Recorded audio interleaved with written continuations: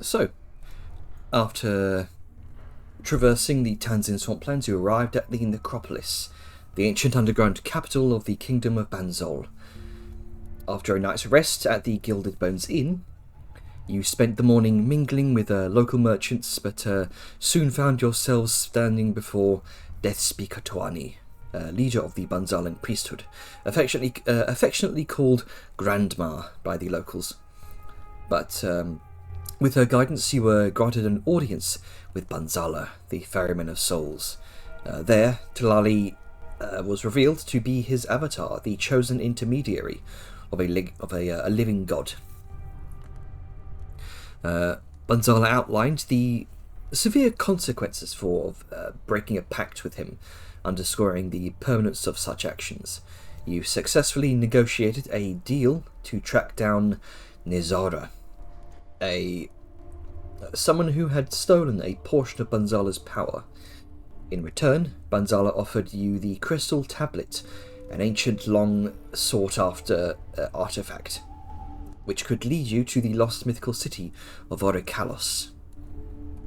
Additionally, he promised the soul of Bron the Blackened to Angus, allowing the smith to become Bron's jailer instead of Banzala. And this would pave the way for your larger quests.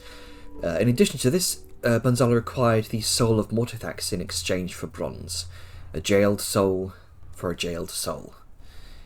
In completing this first of two tasks, Vellum would be granted the chance to speak with Mortithax, something he had long desired. However, Banzala hinted at a deeper bargain, the completion of a second, as yet unspecified task would give you full control over Mortithax's soul, with Banzala's influence ensuring she could speak freely. A new ally, Etheria, a stealthy and mysterious satyr, joined your group during this encounter, her own vendetta against Nizara seemingly adding another layer to your mission, as she wants something that Nizara has. And her skills in subtlety would prove valuable for infiltrating Nizara's hideout. However, her prior knowledge about your party, particularly Vadmir, sparked some suspicion. As you received these sacred amulets from Banzala, pact amulets, which reduced your apparent need for food and sleep, the weight of your pact began to settle. And with Vadmir eager to prove herself and Etheria's motives mostly unclear, you prepared for the dangerous path ahead, seemingly bound, at least for the moment, to Banzala's will. You had some things to resolve here in the Necropolis before heading out on foot to travel to this grove, where Nizara is apparently hiding out deeper in the Tanzan wilds. But also, in addition, before you went to talk to Banzala, after shopping in the Serpent's Cauldron, Vellum had a run-in with its owner, Sihuatl, who seemed particularly intrigued by you, Vellum, and she agreed to go on. You offered to take drinks, I believe, was the phrasing. Yeah, you offered to take her out for some drinks, to which she, before you even finished your question, seemed to answer yes to. So who knows how that'll turn out. So let's bring us back in, shall we? Make sure you have Sirenscape up, because I forgot. Mm-hmm. That might help.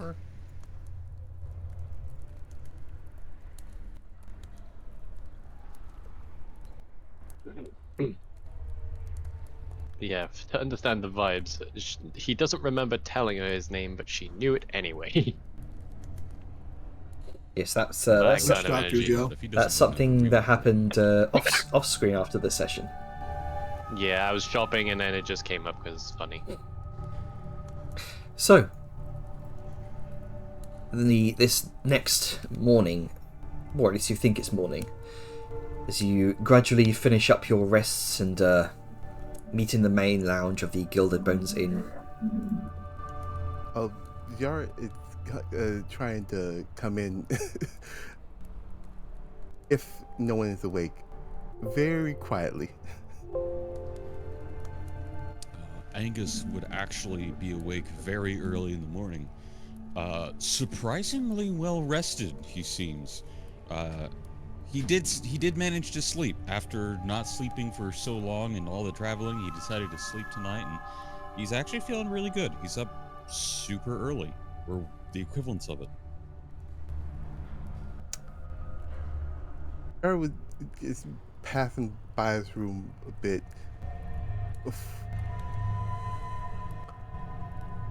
Knocks on the door. You seem to be well rested. Oh, good morning. I am. And you see he's sipping on some hot coffee that he's already heated up and prepared from his endless pitcher. Oh, would you care for a cup, lass? I was about to Sure. head to the market, so I thought I'd perk myself up a bit. Sure, I would love some. It's been thinking lately. Careful, lass. It's a dangerous thing to do. He strikes a comedic face. Sadly, that is something that I am quite known to do. Get in trouble. One form Care or to another. humor me with what about? Seems Well- something's weighing on your shoulders. Let's see.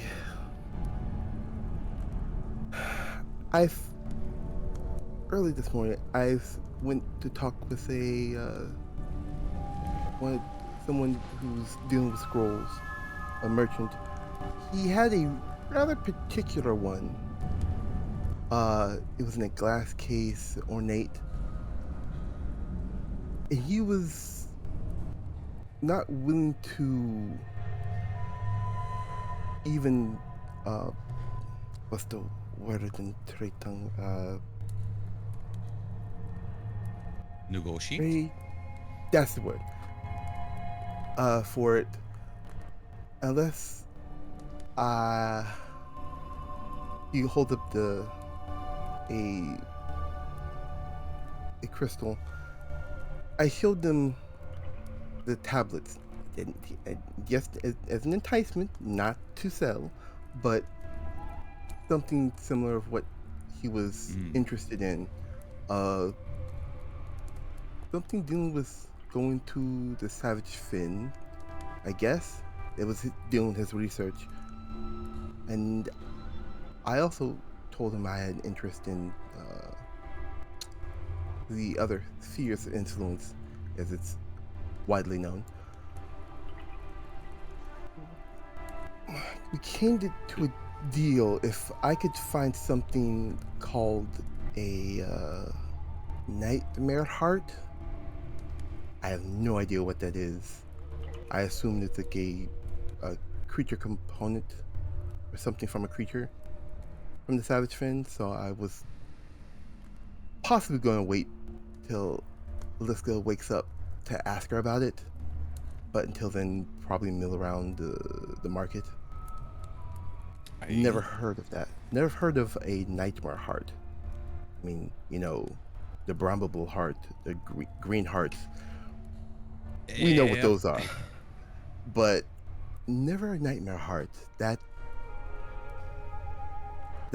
concerns me, as well as, well, the history of something that came, well, supposedly from scholars and what mages assumed happened in Tantia.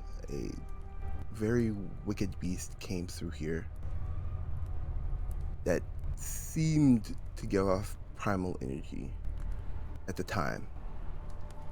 It caused massive destruction. This is just my intuition.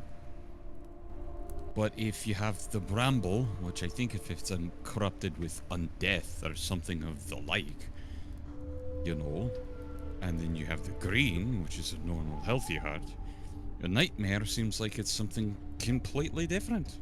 But still some sort of dark influence, you know what I mean, lass? Yeah. What would the nightmare be? Is there a thing that's the nightmare? The thing I don't know. What he told me was it is a organ or something like from a creature from the savage Finn. Finn. Tretung, why are you so hard? He just writes it down as the savage Finn on a piece of parchment so you can understand what he's trying to say. That. I don't even know what that is. You even know what the spheres of influence are, by chance? I have a vague idea, Lass. Okay. The Savage Finn is, think of it as the darker version where Fae or other wisdom. I can't talk today. Here, Lass, have some coffee and just pours. You have this. She takes a sip. Right. Think of it as like the dark side of one of the moons. One side of the sphere is light with whimsical and bright. The other, savage and untamed. It's a world of nature. What Findrick Kinzis said in his books, they dwell in there, but on the other side, the dark side of the moon, of that plane, is hostile creatures. What does lurk on the dark side of the moon? Sorry, I was thinking of an old bard's tale. If they're truly savage creatures, if this is something horrendous but also sort of nature-y, maybe you should talk to the new lass. She mentioned something about a nightmare or dream yesterday. I can also talk to her. Maybe she may know. I'll be honest, the most I know of nature is the mountains and stones. Now, if you wanted to talk about geology, nothing rudimentary about the sedimentary, lass. But anything else, I'm not really sure. I'm gonna ask you something. Besides your knowledge on the earth and stone, have you ever looked up at the night sky? Rarely. I haven't really been outside much until, the past year. I try not to look up too much. It's unnerving not being able to see the ceiling. That's interesting. I always found the stars fascinating. Considering they're kind of like, well, in more one way is the sun, more or less, multiple instances of the sun just far away. Well, in your cases, there will pretty much be like multiple forges, some hot, some cold, some fairly new.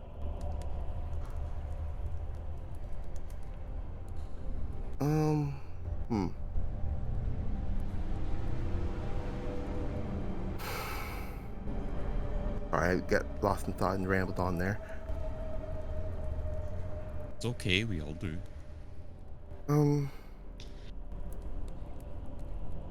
Switching subject for a minute.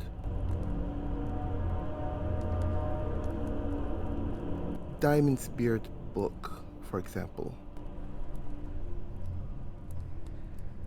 I remember you telling me about the artistic styles of dwarves.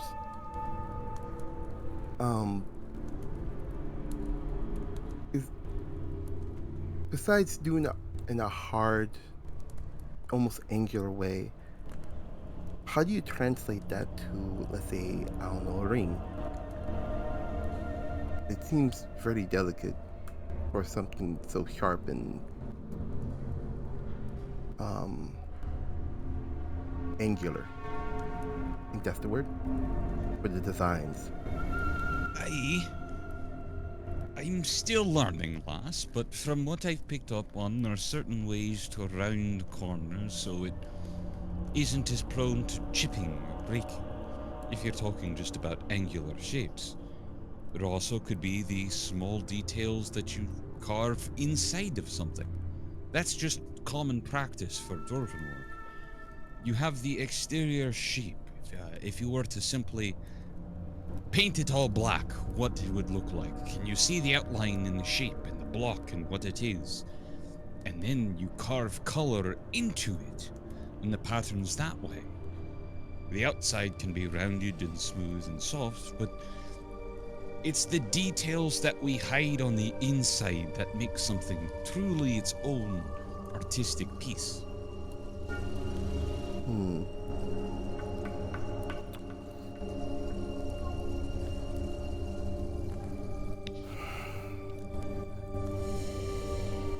I guess it's just doing something in a broad, more reactive than delicate work is it's a big leap for me, I guess. I mean, I can understand it. It's just making sure I get the information right and not fuck up. Well, the first time you cast a fireball, did it go perfect? Hell, the first time you tried? No, it just made a loud popping noise. Hey, that's how my back goes when I try to lift a pot that's too heavy full of stew. But you try again, a different angle, a different way, different method and different approach, you get a different result. That's the fun of it, is experimenting and finding the way that works. Maybe we should work on our practice training supplies together. Maybe we could work that way and try our best to get through it. I'm no master, so I'd be learning alongside you, but two heads learning at once are bound to be better than one. Yeah, I think that would be much better. Oh,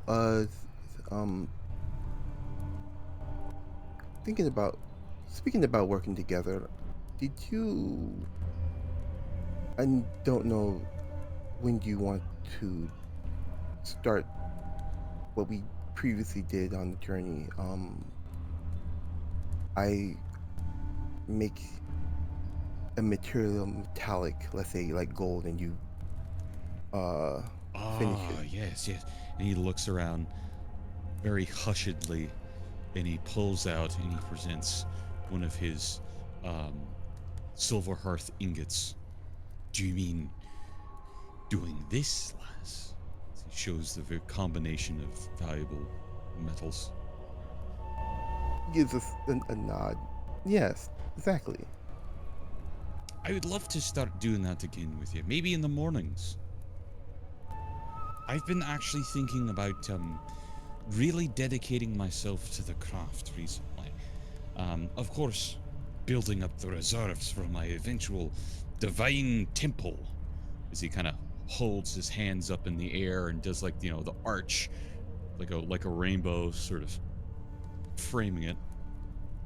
But at the same time, I've been thinking about really putting my nose to the grindstone and banging out some pieces for the group.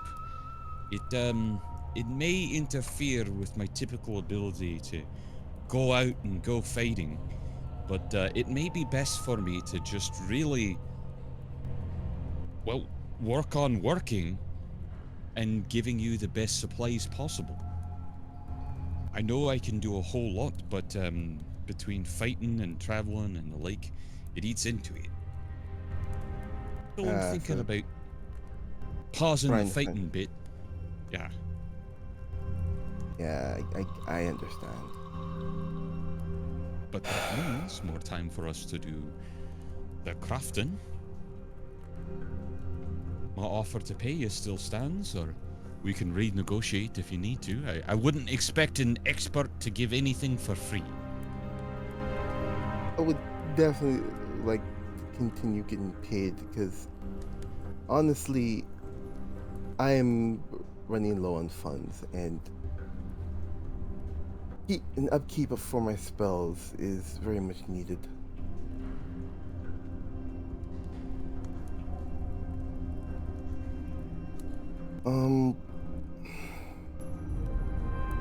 One thing in particular though, as we start doing our business again, I would like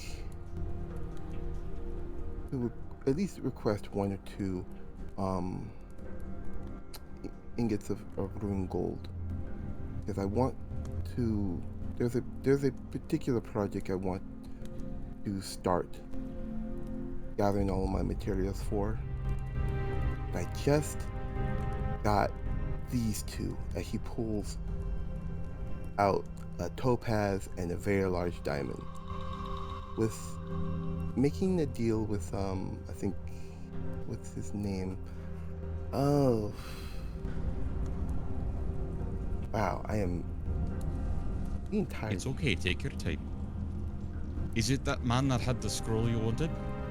No, it was a shard, a very robust shard. Selling gems.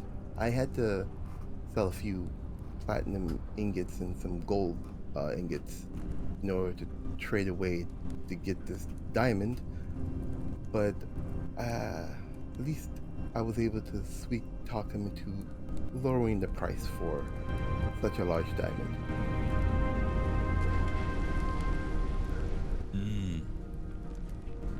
Well, we can work together and I can give you a good salary. And, perhaps you may even be able to assist me with making some of the rune gold. I know it goes exponentially faster when Saulin's at hand. Maybe if you do so as well, it can go even quicker than that. Normally on my own it'd take about a day, but with hers, half that or less. If we add your hands into the pot, maybe it will be even quicker. Or maybe it'll be too much. I'm not sure, to be honest. Well, What? I'd be happy to get some runes to you. Rune gold, I should say. yes. Alright, his name's Tishara. I think I'm saying it right. Trade tongue is a little quite hard to enunciate when you're used to a different language. Yes. But I wouldn't mind helping out. I still need to make sure that we're well equipped with potions. I think Well, let's definitely make sure that we have enough of those. I'd rather not die. I'm down to my last boozy one you gave me. right. On that about the booze one, I'm going to try something here.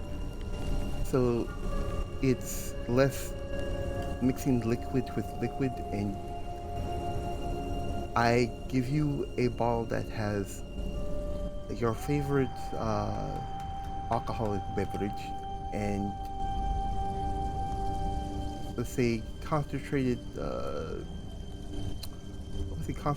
pills that will slowly leak the health potion into the alcohol, so it's better.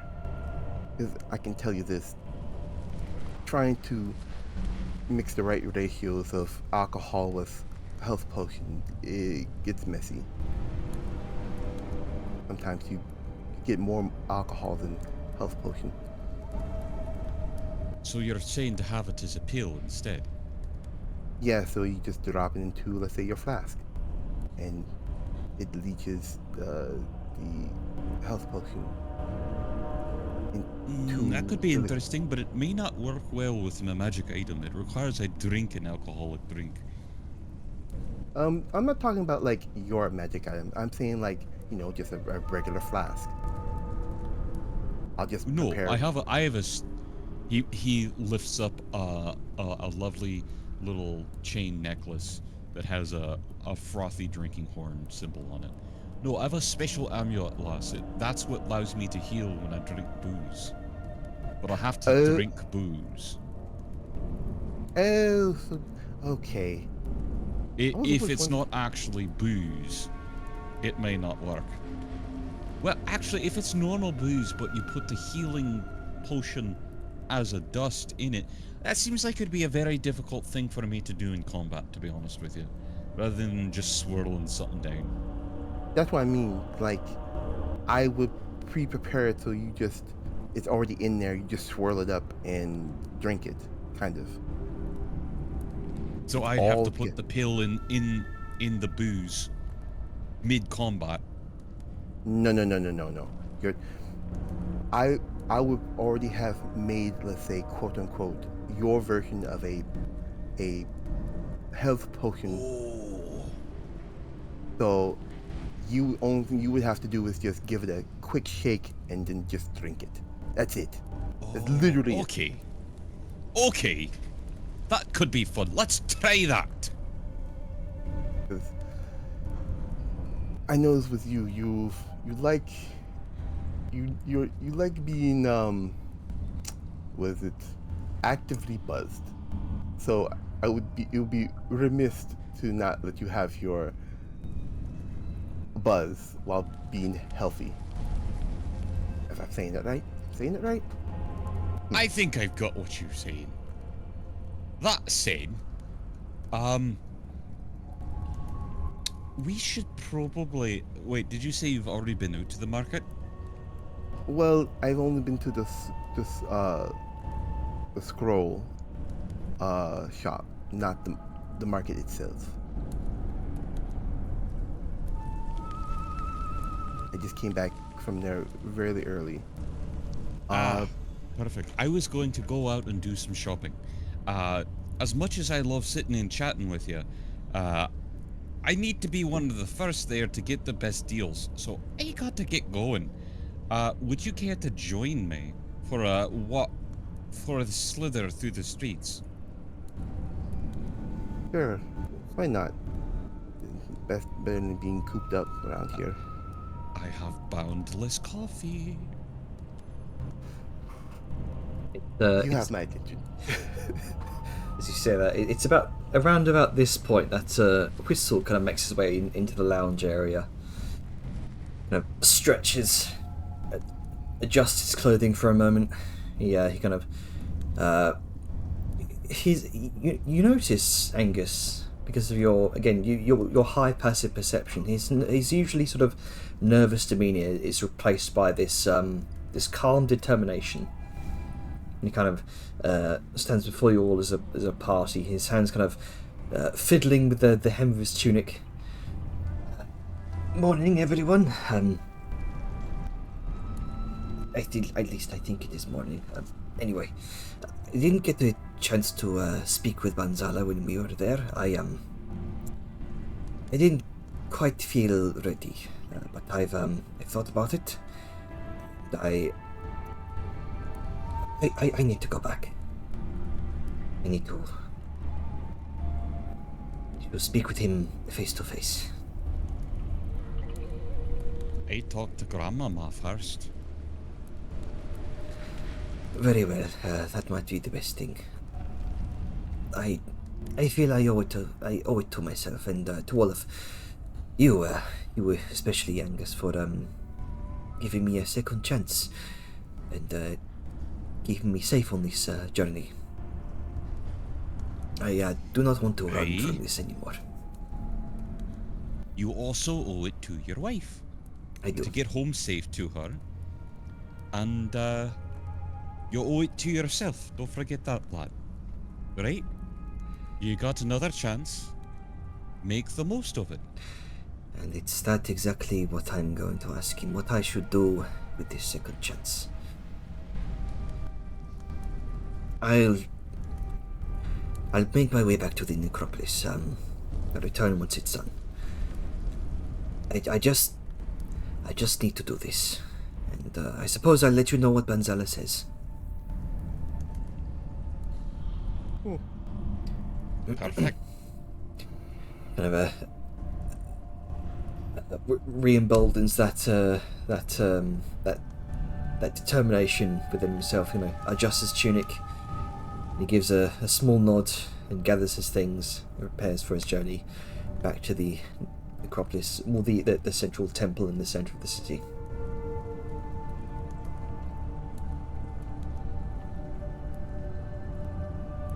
You're left to your own devices for the meantime. Yes, Kara and Angus are going to the market. Alright. So, Depending on what time they got up and how long they've been there, Vellum may already be there working. Okay. Vellum's up at dawn, like always. Mm-hmm. Even if he can't see the sun, he knows, sure, it's a habit. He's up. Circadian rhythm. Yep. It's like, I am awake now, which means it must be dawn. Did you also want to try and do some searching for this sun metal? Yes, but it's sort of like that's a halfway through the day thing when like shops will be in full swing. Alright, They take a break from Spithin to go do some sure. reconnaissance. I almost say racketeering. That's very different. Yeah, I mean it's not too difficult as you travel on your boats through the canals into the floating bazaar proper. It's not too difficult to see where Vellum has set up. He is a bright shining light in a very dimly lit city, sort of on the very far fringes of the bazaar itself, where there's a few spaces clear. You will see this bright shining light off in the very distance. I bring light to the dark places. It's a credo. Yep. But Hearing the ting ting of the oh yeah.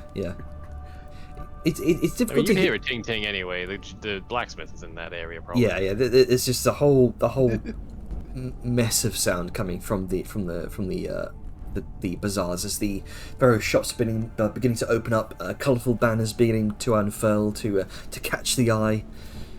It's very, very quickly, various merchants and artisans are setting up their own shops early in the morning to catch the morning crowds. But unless there's anything you want to actually do there, we could move on to Liska. Yeah, Liska's gonna be heading out. Early days. True that. So yeah, she's like given time and that we're about to start on another long adventure. And being the consummate huntress that she is, she knows that there's a time limit on hunts. So she's going to try to find Dajar. She's nowhere around. And then she's going to go up to Sal real quick. Sal, do you happen to have like any means of communication, like long distance, like a spell that lets you talk to people?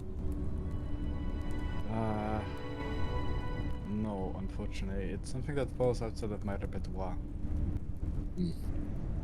Okay. I think I know it. the jar has the sending spell. Okay. Then Liska's going to try to contact Dajar through the earring to see there if we go. she's within distance. Okay, so you kind of ping Dejar through the earring. Dejar, you feel that ping as well. However, limit. Are we more? So how? Because we're. What is the distance on our earrings again? About 500 feet. Yeah, 500 feet. 500 feet. Okay. I guess we're extremely close to it. The selling Florida, area. yes. It is an underground city, so I mean, it's a everything would big be in underground city. Well, it's not as big as, as Dune Hollow, so there's that. True.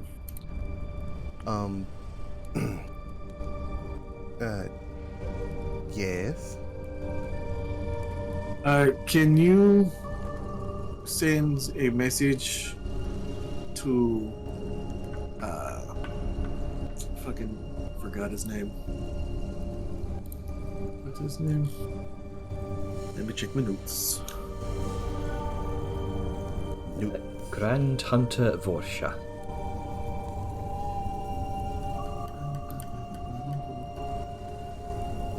Apparently I don't have that. So that's interesting. To Grand Hunter Vorsha to tell him to meet me in Itzel. Okay. Oh, and that we have completed the Bloodhorn hunt. Okay. I can do that. Okay. And So- get back to me on when he will respond. I'll do that. 1 second. And while while they're milling around in the Flowing Bazaar, Dejar is going to cast Sending. Grand Hunter Vorsha, we have completed the Bloodhorn contract. Will you? I'm trying to get how to word it exactly. request to meet at Itzel. Yeah, request to meet at Itzel for fulfillment and payment. Momentary pause before a very, very deep, sort of gruff voice comes through the other side. Very well. Meet you in Itzel. We got much to discuss. And Head to the Dejar, Ember Room. Okay. He mentally nods about taking that into account. Using the earring, he'll be at the Amber Room, and he will meet you in Itzel.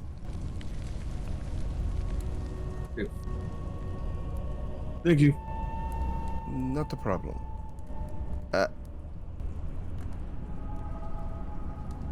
And then Cool. Just also going to ask, if are you going to go by Waystone? Yes. yes. Gonna take a day for it to recharge. Would you want some company? I mean, if you want to come with, sure. I guess I should. And then she's gonna open up the earring. It's like, hey, I am going to go to Itzel in order to turn in the Bloodhorn contracts. Does anyone wish to come with? Oh, fuck yeah. All right. Once me and Angus finish up here in the market, we'll come and meet you in the inn. Gonna buy Okay, you so I'm- much fucking chocolate. I am attuning to the Waystone of the Necropolis right now, so Oh, okay. So we'll meet you there then. yeah.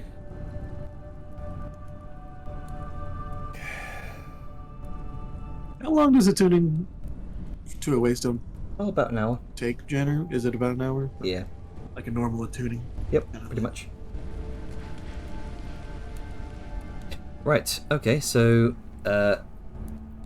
you all kind of meet up at the base of the central temple to Banzala, which is where I would imagine there would have probably been a brief moment where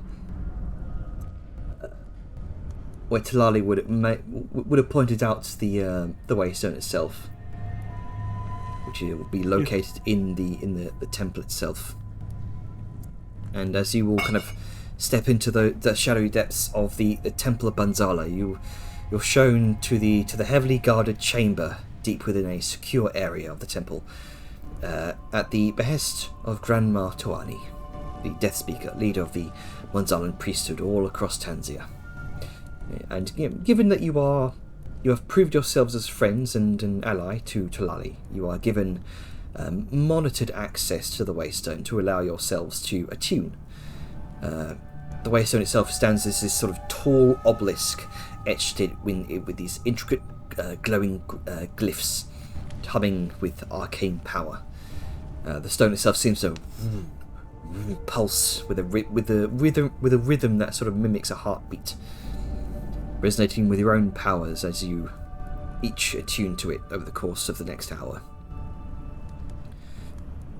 But at the end of that hour, you kind of hold your hands over it, the whispers of long-forgotten spirits swirling around you as your hands hover over the surface, and the moments your fingers touch and sort of brush against the cold stone exterior, there's this surge of energy that flashes throughout your body, pulling you into its arcane current. The world around you begins to blur and warp, colours bleeding into each other as the material plane fades from your senses. And there's the cold wind rushes past you as you find yourselves once again surging underground through crystalline light, and then with a sudden jolt, your hooves, your feet, your tails find solid ground once more. The familiar warmth of the Crescent Falls resort replaces the chilly darkness of the necropolis.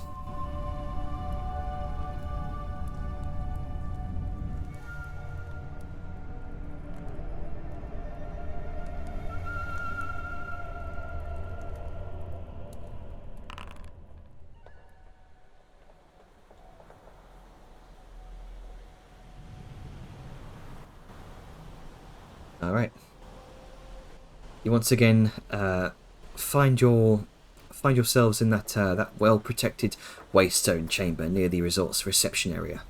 The polished stone walls are adorned with luxurious silks. The soft light filters through the arched doorway, a stark contrast to the eerie temple from where you just travelled. The Crescent Falls resort hums with this quiet, refined energy, a haven for the wealthy and powerful. But you all kind of step out of the resort into the vibrant streets of Itzel. The sound of cascading waterfalls filling the air as a waterfall flows down the cliffs into the town's many canals. The stone and adobe buildings painted brightly the cyan, maroon, white hues trimmed with gold. And there's that familiar fragrant scent of tropical flowers that mingles with the aromas of exotic spices drifting from nearby vendors. Right. You make your way through the bustling thoroughfare. You pass ornate balconies, courtyards, and soon the dark volcanic stone of the familiar Ember Room Ziggurat looms ahead. Carvings of flames and fire gold stand out against the black stone. You push open the heavy wooden door. You're greeted by the familiar warmth of the Ember Room.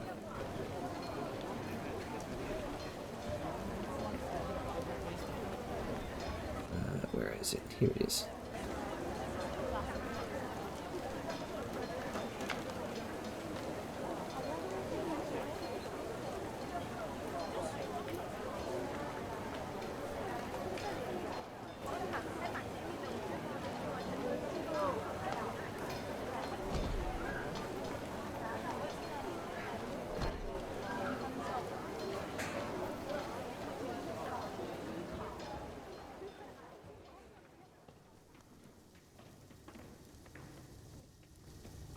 Ida and Thule? What the fuck?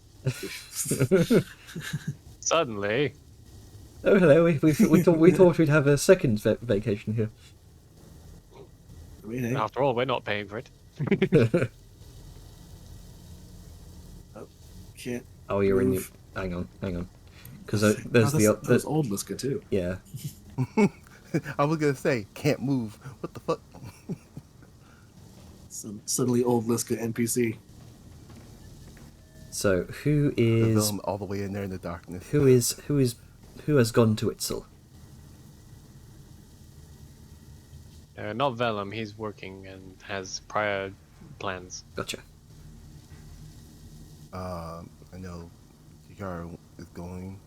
And Uh, Angus, were you going as well? I think Angus was as well. He agreed. All right. Is that right, Mr. Bones? You are muted. Yeah, he said he I would was come accidentally with. muted. Yes. Oh. All Okay. right. He said, fuck yeah, I want to go. Not only does he have to buy a bunch of that, he also needs to get some bloody mouth for Lisko. Your- What was I going to say? Oh, just real quick. As a brief aside to bring party chat into. If you could afford that amulet, would you want it? I'm not sure just because of the fact that, let's see, I have another thing that gives me a +2. But, I mean, plus they one, so stack. it'd be- Untyped bonuses stack. Oh, shit. I believe it does require attunement though. That would be using an attunement slot. Yeah. And you do get a free channel divinity too out of it. I was just asking. I mean, yeah, maybe. I'm just worried, for like 5, I'd be like, okay. But like 8, I'm like, eh. I got you, man. I'm just worried about the value of it to the party. But maybe that's just me being skewed by, yeah. Money. I feel you. You know what? Fuck it. I'll probably bite the bullet on it, even if I don't want to. Just to get the ability for disenchanting it later. True. Okay, so Liska's gonna. We probably got here. I don't know. We'd never really talked. It was never really decided when Homeboy would show up. Mm. So you can sit there in the Ember Room, and then Liska's just gonna chill. Then she's gonna look at Dajar. It's like, well, first she's gonna look around to see if she can see him anywhere. Sure. You look around. You can see the grand fire pit that crackles in the centre. The dim lighting, luxurious decor casting this inviting atmosphere. You can see various nobles of the dynasty, or especially here in Itzel, that are just enjoying some morning indulgent drinks. Morning drinkers, apparently. You don't see anyone reminiscent of Vorsha, anyone with the sort of that sleek hide of the displacer beast, those large sort of pauldrons of dinosaur skulls. Nothing that quite stands out like he does, or he did. Good. Then she's going to turn to Dajar. It's like, Dajar, did he specify when he would be here? He did not. I can. Let me ask. Captain Sindine. Grand Hunt of Vorsha, we've made it to the Amber Room in Itzel. When will you be swinging by? He replies that familiar deep voice. The golden table breaks to recess in about an hour. We'll meet you then. He nods. Alright, he's in the meeting at the golden table, so they're gonna have a recess in an hour, so he'll meet us then. Okay. And where exactly are we at the moment? We're in the... The Ember Room. In Itzel, yes. That's the fancy bar, right? Mm-hmm. Yes. He's gonna look around. Oh no, what will I ever do for an hour? Alright, lad. Record. I promised you a bloody mallet, and a bloody mallet you shall get. Butterkeep! As he goes over, I have platinum. Fuck. He's gonna buy out all of the bloody malice. Whatever will I do in a bar for an hour? Oh damn. Wow. Okay, that's a lot.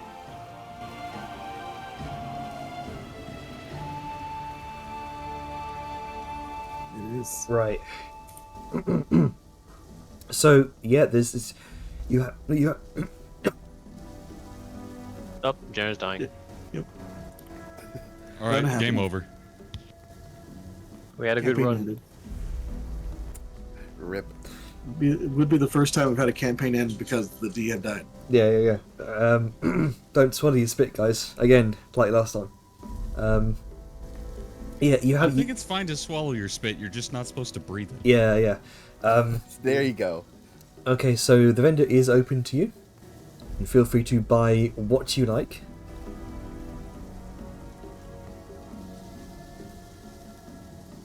But How many of these did you need, lass? She's going to look at Angus and be like, well, I mean, it was how many you needed in order to make like the brew potentially more. Oh, that's right. I Wait, mean, lass. I'll share some with you though. No, I could. Smells good. I couldn't. I mean, Right. it is the Speaking morning. of- I've heard that's when you are supposed to drink bloody malice. That's the exactly brunch thing. when you are. Could you imagine how thirsty you'd be if you didn't start your morning with a drink? Hey, Dejar, if you would, come here a second, lass. Hmm. Yes. We want to start brewing these. I need to get on my brewer's supplies and get practicing on that, but there are certain alchemical, special, magic-y, transmutation-y things that I don't know. I'm thinking the three of us get together, you and me get a brewing and a tweaking, and Liska gets a testing, and we refine some of it. I'll be down for that. That way we can make our own brew that's not an infringement on theirs, and it's a completely different thing. Just for us, so we don't die. Not for We wholesale. can call it We- something different, like a bloody Yeah. Mary or something. Oh, so bloody Mary. Oh, oh dear. That's an idea. Right? It sounds like a good name. I feel like a lot I of like people it. can We get should- into Bloody Marys. I think. But who is Mary? It's like Mary, like happiness.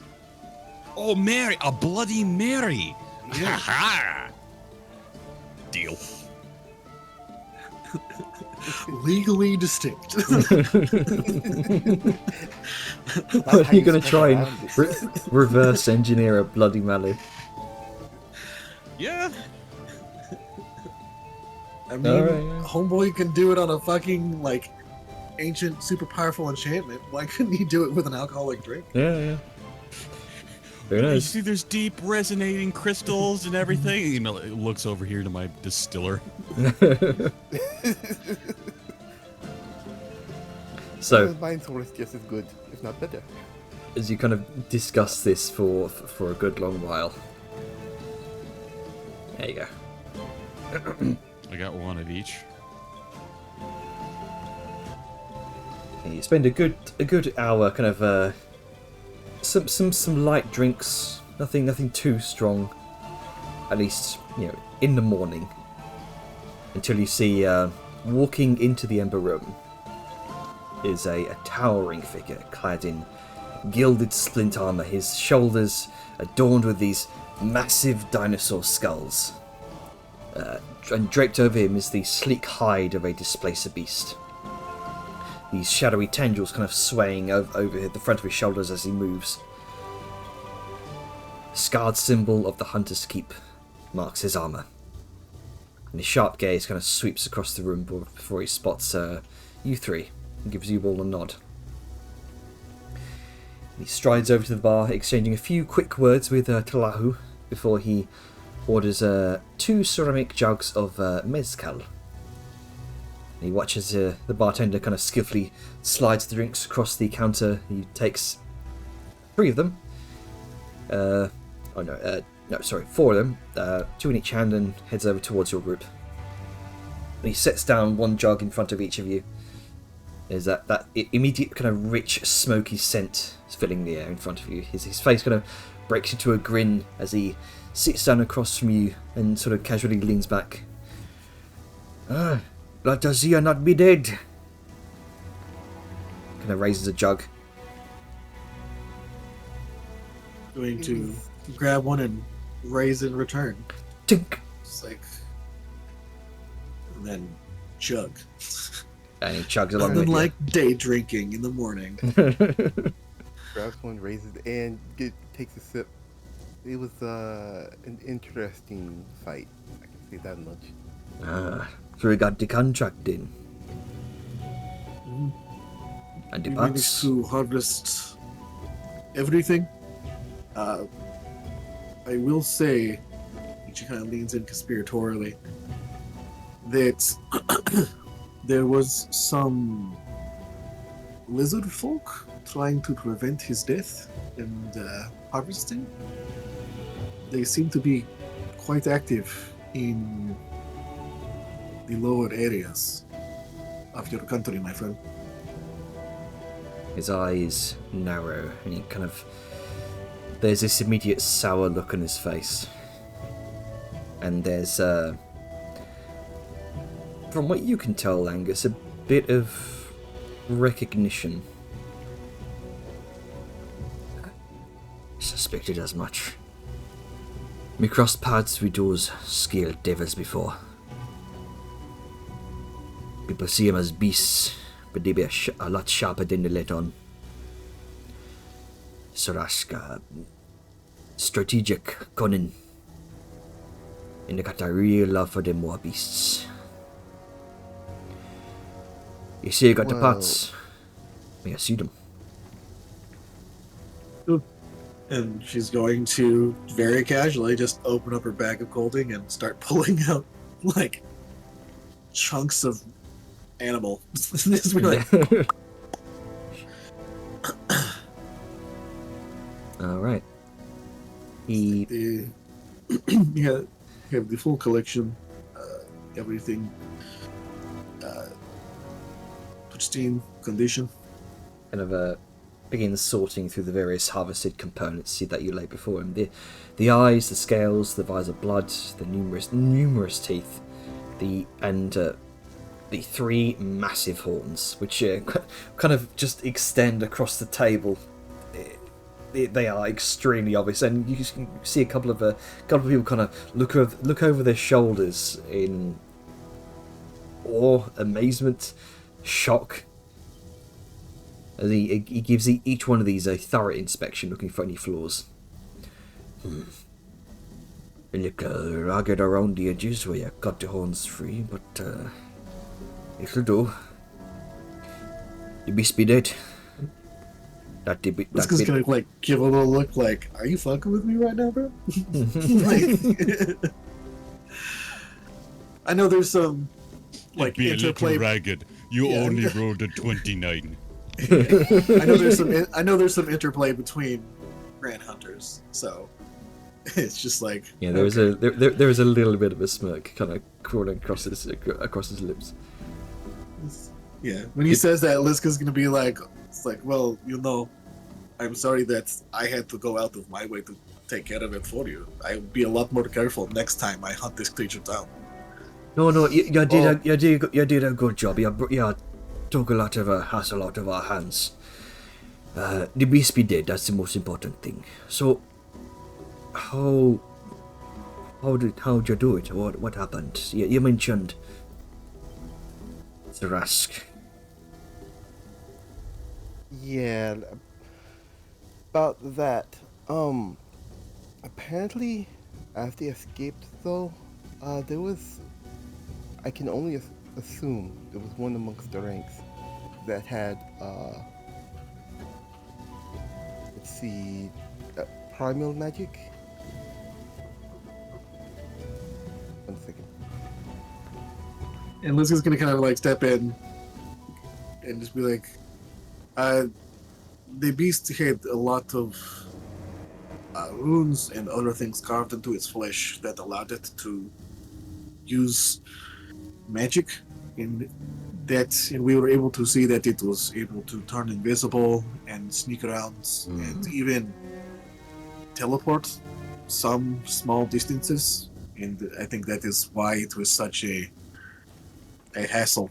But to be fair, all it took was stepping on a hunter's trap, and that got them stationary for some time. It's always the classics, you know. There's a loud kind of bellowing laughter from Vorsha as you mention that. Put down by one little trap.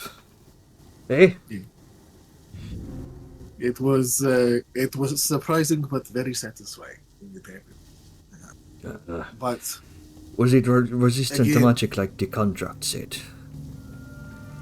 he was, in certain aspects, he was able to. Well, that is something that you will have to ask for a deeper understanding, my magical friend over here. But from what I saw, there was a lot of fancy lights and flames that were going towards him, and it did not seem to affect him. Mm. But yeah, he was also magically able to harden his body against strikes, so a tough Yeah. hunt nonetheless. But I will say it did seem after he was slain that the Sorasks, you say, is the Sora- term you use? Sorask, yes. Sorask. It did seem that they wanted one of his spines.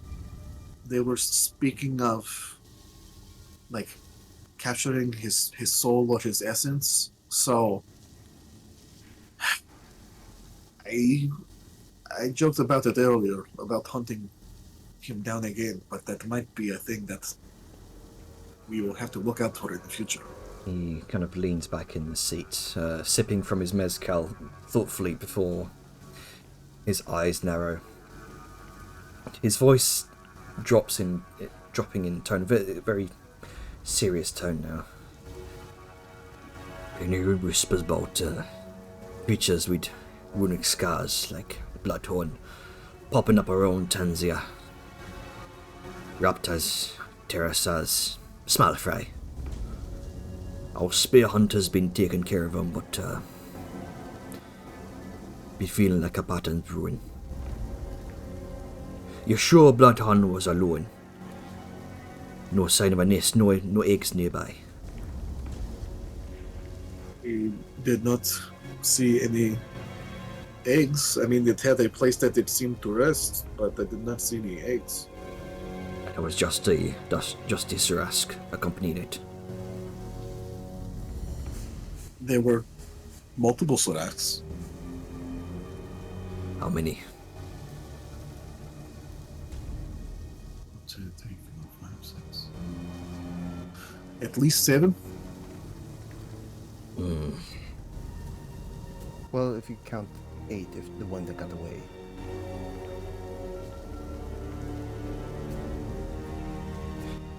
See, the thing about this, some of our hunters brought back bodies of some of these ruined creatures. Creatures like Bloodhorn, but smaller. It'd be like the They took something natural and melded it with something else, like a merchant of beasts. That's I don't know what they be What messing I- with. while I was studying some of it. That's what it seemed. Like someone took primal essence and infused it with the beast. Something odd.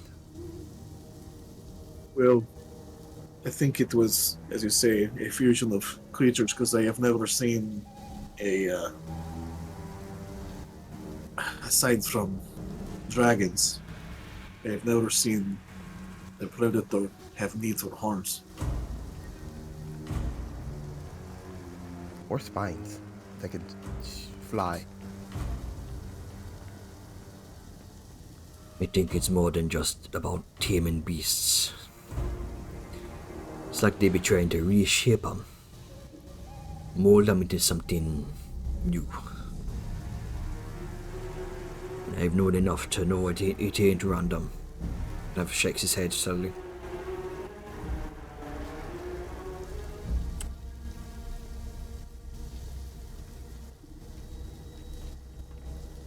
You find anything else in your hunt?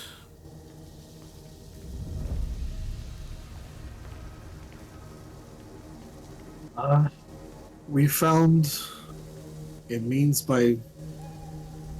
It looks like they're using ancient Sorask temples to teleport around Tanzia. He furrows his brow quizzically. What do you mean?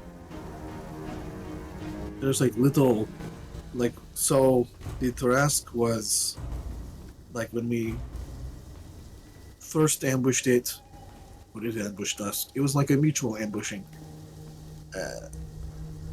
After we beat on it for some time, it tried to run into a little, like the hollow of a tree, a giant tree. You have huge trees around here.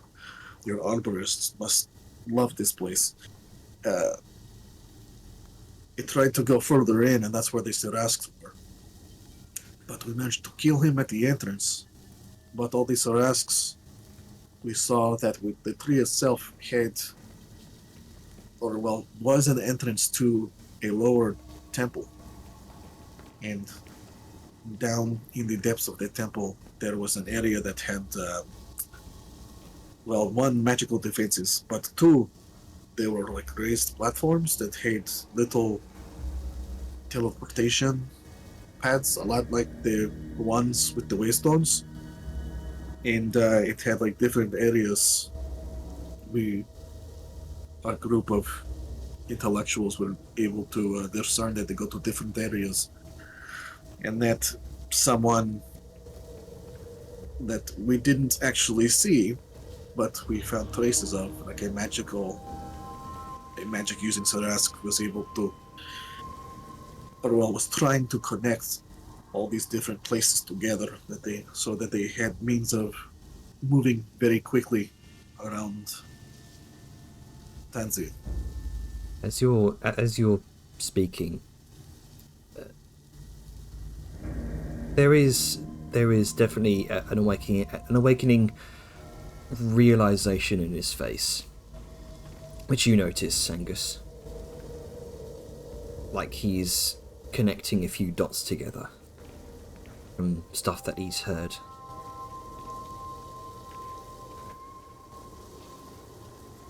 These be more than just some lizards scurrying around the jungle. We heard about some of these places. Ancient and powerful, back when they ruled far more land than we see today. Probably why they want to see the dynasty wiped off Tanzia. Claim what they think is stolen. He taps his fingers on the table, his eyes kind of narrowing. Now let me think about it. These temples need not just be ruins. What I heard from the eggheads at the Shaman's Mantle, there's something deeper. Some sort of deeper magic. Spirits. And the Sarask, they're not dumb. If they figured out how to wake these places up, that'd be bad news for sure. I would agree. Well, fortunately, I locked them out from at least that nexus point when we were there. Still, I can. they ain't just digging up old relics. They've been tapping into something old and dangerous.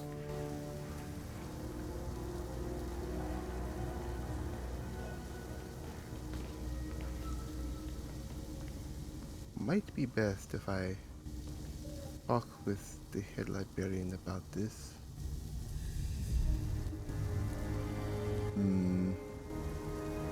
I can figure out where these ruins might be, so they might be checked out later.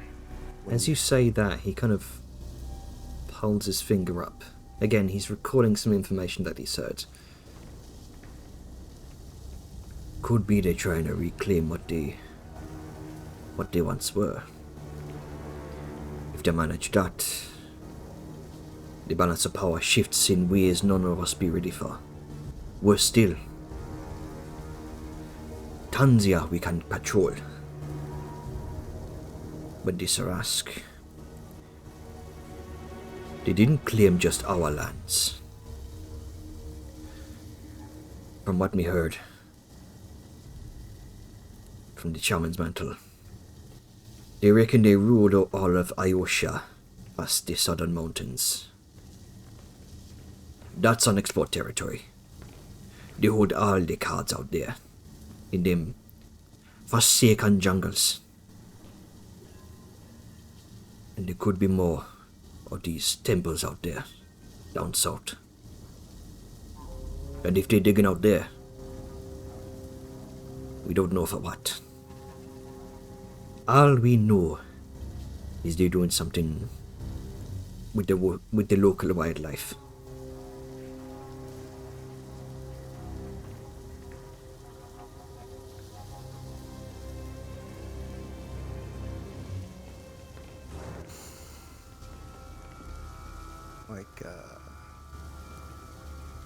I might have another job on my hands. Great. Well, you all probably got a lot on your own plate to be worrying about that. It's true. But, the Hunter's Keep was made for a reason. But none have gone into the Ayoshan rainforest. That is very true. Hopefully it will not come to that. And this can be nipped in the bud very early. Let's see what hunters we can spare to patrol the wilds. Maybe we can find some more of these temples.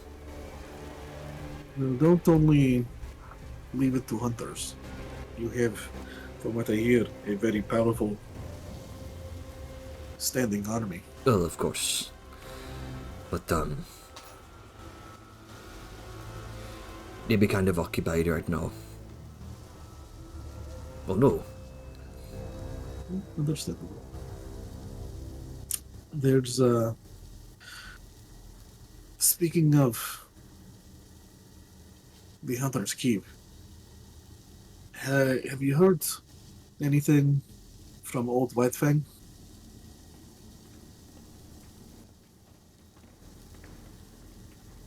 Well,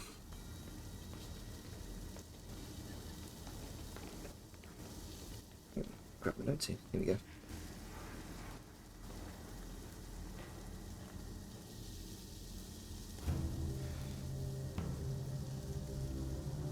Well,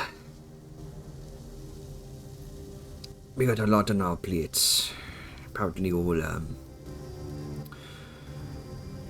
Ratka was having some trouble pinning down this great winged tentacle beastie who'd been hunting for quite some time. But seems like every time I hear back from him, it'd be the same story. Bogged down in the High King's bureaucracy. And now the Black Hand sniffing around the halls of power, it's a mess. Can't even move out his own hunters around without droning in legal work. The High King's been making real strange decrees. I think the there's this subtle gesture towards you, Angus.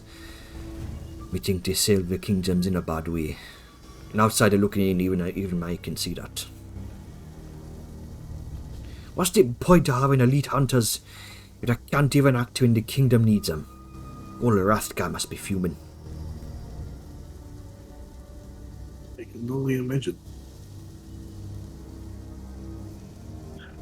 But has there been any, aside from not letting them move around quite as freely, has there been any attacks or anything? Has there been any, military movement against the Hunter's Keep? Well, not from what I heard from his notes. That's good. Have they given any thought to moving off the mainland of mainland? Perhaps going and relocating the capital to, the Hunter's Keep directly somewhere else? Out of the range of the king? Be a lot easier said than done. Whatever illegal binding they got them wrapped up in, it's gonna make them very difficult. Restart my. It's gonna be the High King's making it very difficult for him.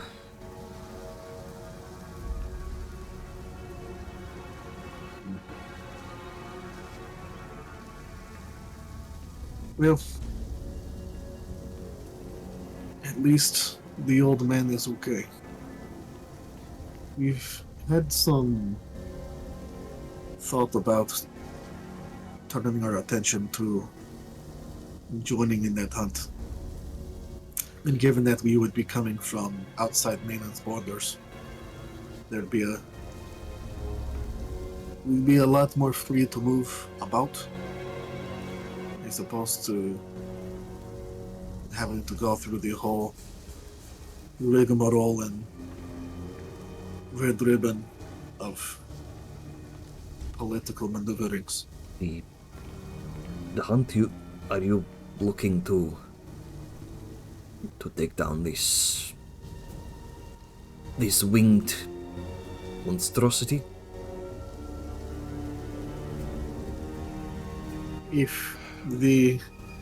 Given the damage it has caused and that the attention of Rathgar Whitefang himself is on it, this is very much like the frozen ruin. Sometimes you must bring to bear all of your power against something. And she kind of reaches back and pulls up, grabs the pommel of the Slayer's blade and pulls it up to be where we got this magical fucking sword from. Well, what we be hunting likes to move around a lot. Real hard to pin down. Last we heard, it's lurking somewhere in the Kavi Mountains. But every time we send hunters after it, they don't come back. Already lost a few of the best we got. Still evading us. But that thing's bad news, Sliska. And you know I've been tracking it for a while. Been slipping through our fingers. You know, I was there when it first came into being. So we heard. But look, we be fighting on multiple fronts. We got the war, this creature. The fact you took down Bloodhorn took a lot of our shoulders. We very much appreciate that. Of course, anything I can do for my brethren.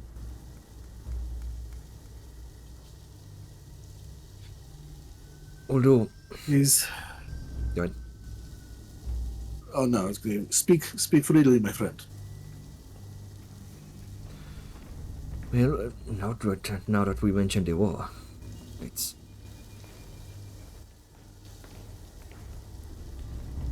there's been some high alert, but we keeping it hush hush, not to stir up the people.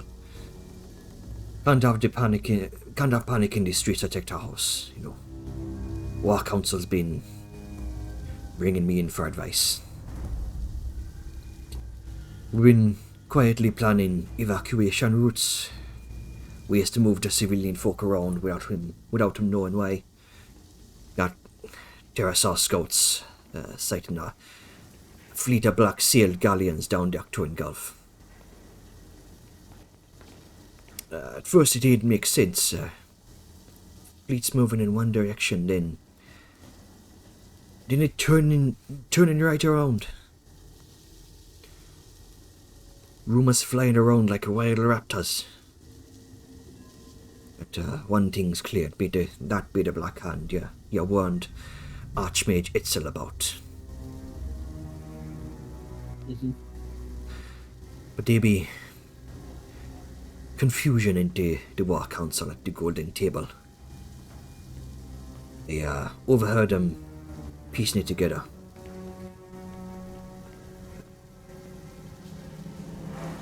It's definitely part of something bigger. But the fact it changed direction, that's what's causing a lot of confusion. Could be they be plotting something sneaky, but something's holding them back. The city's on edge, but we gotta keep playing it cool.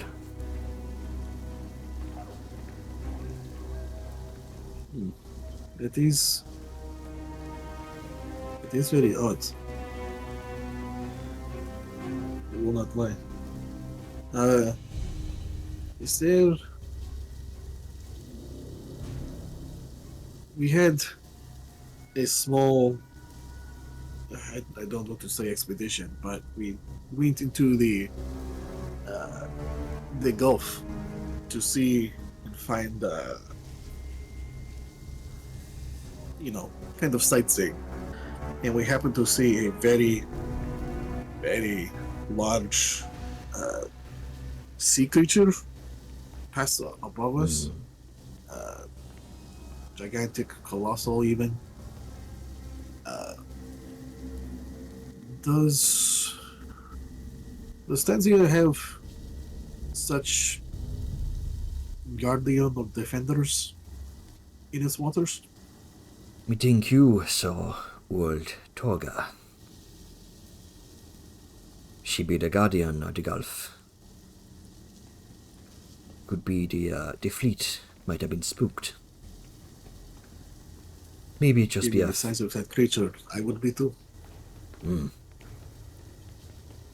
They might have been spooked, or maybe it just be a feint that threw us off. Truth is, we don't know yet. That's what's got everyone uneasy.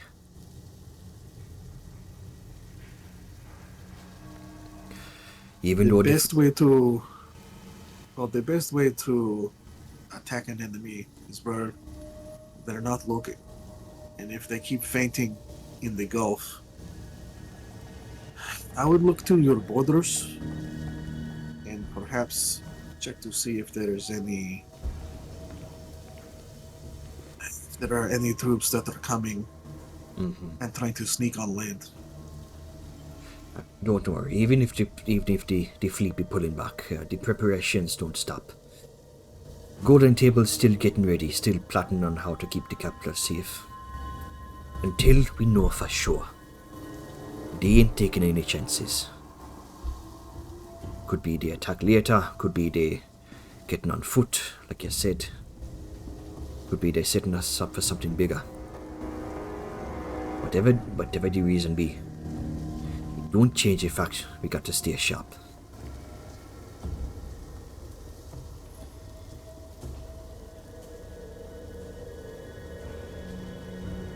Very true. Well, we are going to start off on a new sort of task, quest, expedition, whatever you want to call it, from Banzala himself. His eyes but wide that is at that. but that is for tomorrow, because the Waystone takes a day. So let's drink. And she finishes off her mezcal, and turns back with to a clack of jugs. He finishes his as well. Oh, right. That reminds me. He kind of reaches beneath the table and reveals a large satchel. Its weight evident as he kind of places it before you with a heavy thud. And with a quick motion, he unties the drawstring and opens it wide, revealing the gleaming contents inside. Here's what you earned. And within the satchel, you see neatly bundled, there's groups of platinum slats. Small flat ingots worth about 100 gold each. 6 bundles of 20 slats each. All tied up and shining brightly in the dim light of the ember room. That'd be 12,000 as promised. Complete harvest means complete reward. Kind of pushes the satchel over towards you all. Let's go. We'll take it. Won't even count it. She trusts the guy. Mhm. Uh, And with that, I will unlock the rewards from the quest. Nice. Also, Tiara would speak up when Liska said about the Waystones. I do have a spell that can get us back to the temple without using the Waystone. I just need to have a book on me before doing so. So maybe later on this evening I can get us back. I mean, if it's going to be in the evening, Or do you want to do? We could do it earlier. I'm well, good no, with- I mean, we can sleep it off here. Okay. Hey, Jenny, when you say you've unlocked the rewards, like, what does that mean exactly? Oh, Can I sorry. just drag these into my inventory or something? Yeah, you should be able to just drag them in. I think so, at least. Let's check. Yeah, there you go. Okay, cool. Yeah.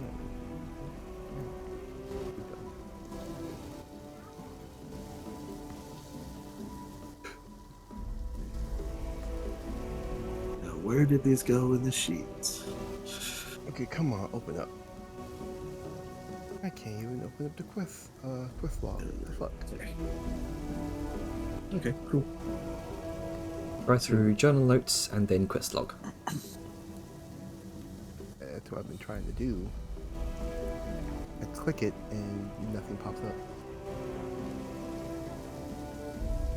So you said 6 of There it 20 is. each.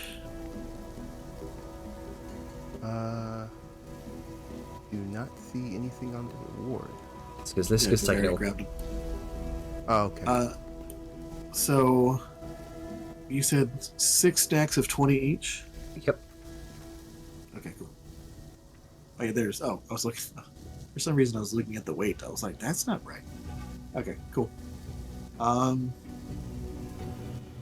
So yeah, you can grab them, stash them away, and then going to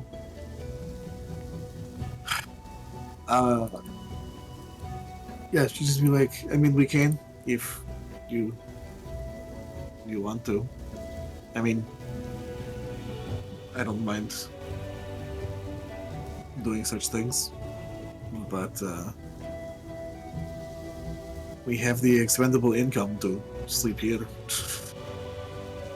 That's also true. There not be any room, so this simply be a bar and tavern. Liska's gonna look at They it. It's also like, have the tower. it's like my friends. I meant here in the city, not here in the Ember Room. Oh, I know you meant in the city. well, if you got the No, money I'm for not it. talking to. I'm talking to Verush, not whatever. Oh. Sorry. Well, if you got the money for it, I'd we recommend a resort. I mean, we were staying there beforehand, but yeah. So, oh, I mean, and Liska's going to kind of like pause for a second and then look down at the amulet that she was given by Gonzalez. Like, oh, can we teleport using these? I mean, yes, we can. That would have to. There was no need for me to have that, but yeah, we could actually do that. Yeah, and you would have no need to use the Waystones. You could just teleport straight to the necropolis. Liska's going to kind of sit there and like she gets a grave look on her face. Like, so that means one thing. A very important question that we have to ask ourselves. Do we want to get drunk? You bring up a very good question. Be alert. Get drunk. Angus, I need a. You're also need a very much opinion. muted. You're also very much muted, Monsieur Bones. And deafened. There we go. Okay. So for that entire conversation, you were muted, just in case you said anything. No. Womp womp. My brain. God damn it. I had mentioned, oh, well, we could use the tower if we don't want to have to pay for something. Go camping. It's like a budget alternative. Yeah, that's true. That's also Even though- true. Even though we are what I would consider filthy fucking rich in this world. This is true. But no, she How do like you think I stayed rich? exactly. But no, yeah, she will look at Angus like. So the question is, we can go back at any time, but do we want to get wasted? Do we want to? I mean, we're in a resort for business. Okay. No, we might as well. Day drinking it Contemplate. is. Seems like I've been You're way outvoted, ahead of you. so Alright, head I- count. Who's here? Yeah. Vorsha, So we know Vorsha, Vellum didn't go. Yeah, I feel like Vorsha- he's the only one. Vorsha is going to set down his jug. As fun as dear drinking be sounding to me, we promise to go and take the table maybe back soon. Understandable. We'd rather not Side note. turn up wobbling on my feet. Not looking very professional, do it. right, business before pleasure. Right. Well, Just I'll a side drink note, one Drow is in. still back at the necropolis. Oh, okay. Okay. I'm Yeah, I surprised. think it was only thought us she'd three. Look for any excuse to get the fuck out of there. True enough.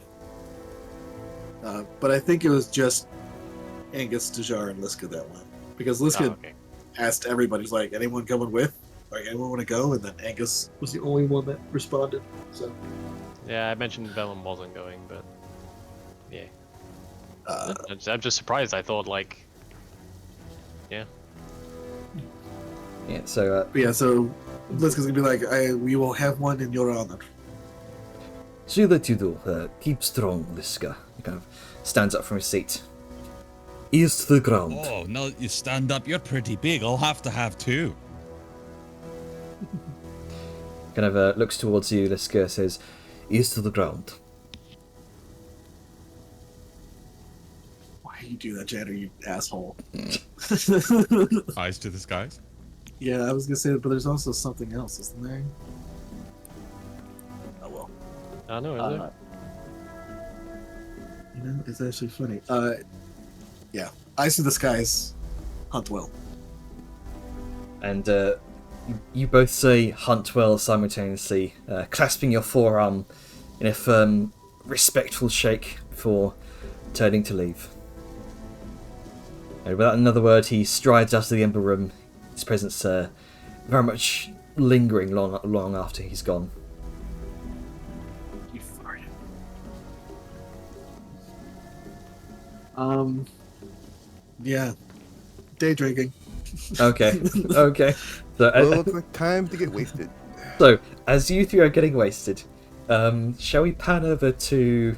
I imagine this is going to be like all morning if we're doing this. Yeah, you're gonna hit the resort. Question Mhm.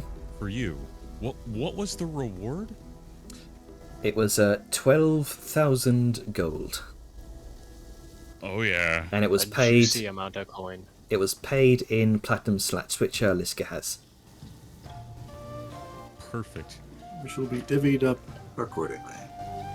I'm gonna go ahead and use a little sending spell, and I'm gonna reach out to the good old leader of the Beastbanes that we got the quest from. Ah, okay. That would be... Let me double check here.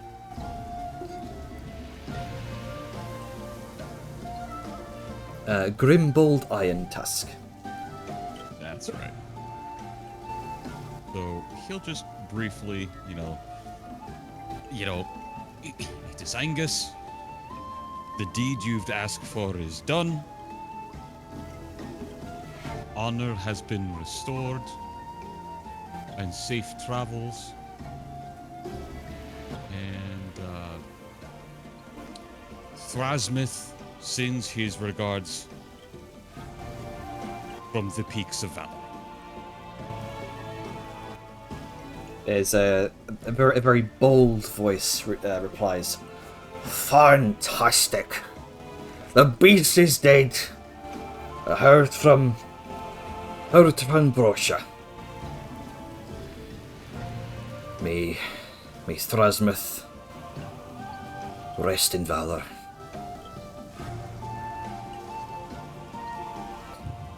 You've done a great deed. You've made a Sable. You've made a great ally.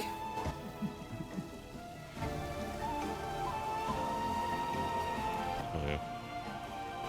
And with that, there's a visible smile on his face.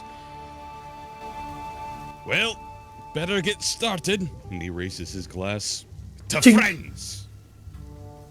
Two friends. The resident, Correct. as the resident clack of pottery rings out throughout the Ember Room. Let's pan over to Vellum, who I imagine is just finishing off his smithing. Yeah, it's finishing off his morning's work. He's going to take a bit of a break, walk around, and inquire about a particular subject matter. All right then. So, I believe I made the roll for this already, yes? I think that was... I believe I made a roll for it and you said we'll address it next. Oh, yes. It was a pretty high roll, if I recall. Yes. Did you take a note down? I will... I did not think to do that because I didn't think... Okay. I didn't think. Well, Normally I'd scroll up, but the chat's been erased. yeah, so- well, I do know it was pretty high. Alright, so we'll go with pretty high as Yeah. an estimation. So give me a brief second.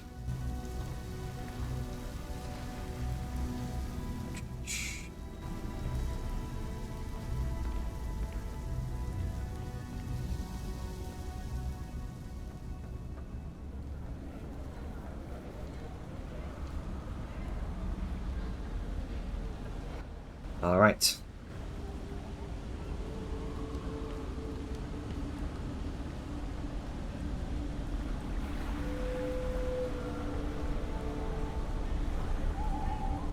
That might be a little coffee. I apologize. No worries. Still won't go away. So,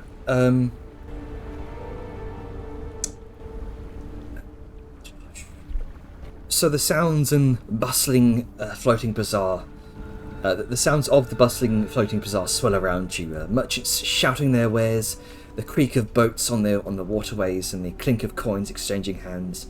Lanterns sway gently above, the soft lights kind of casting these flickering shadows over the faces of the many traders and customers weaving through the narrow walkways.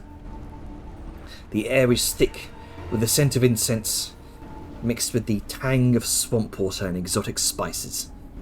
You navigate through the crowded markets, ears perked for any whispers of information about your elusive quarry, the rare and mysterious star metal, or sun metal, as you've sometimes called it. As you begin your search, you question a variety of figures. A grizzled merchant selling strange dried herbs, a boat captain kind of grumbling about his last shipment, a jeweller examining a customer's bracelet and with keen eyes. Their answers definitely vary, and the details are sparse at best. Some shake their heads, dismissing the notion of sun metal as a fanciful rumour, while others seemingly very sort of vaguely familiar with the term, offering very half-hearted leads that take you deeper into the twisting maze of stalls. After hours of asking questions, a couple at least, you begin to catch traces of something. A blacksmith's apprentice remembers hearing of a foreign merchant inquiring about strange metals not too long ago. A woman selling carved bone charms mentions an out-of-place figure, cloaked in shadow, who asked about metal that shines like the sun but comes from the stars. The details are very scattered, but a pattern begins to emerge. Someone was indeed searching for this metal or material very recently.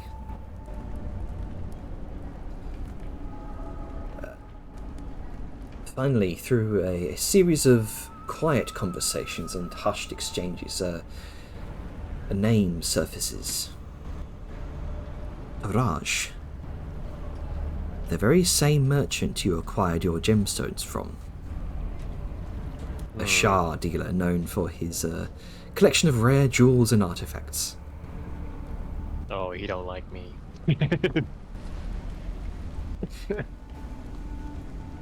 Sorry, continue. His booth is a bit more lavish than most, nestled deeper within the bazaar. As you venture towards this area, the air feels heavier here. The crowd seems thinner, giving way to a quieter, more exclusive atmosphere. But as you approach, you once again see the glint of polished gemstones in a reinforced glass cabinet behind Taraj. The Shah merchant sits comfortably behind the counter.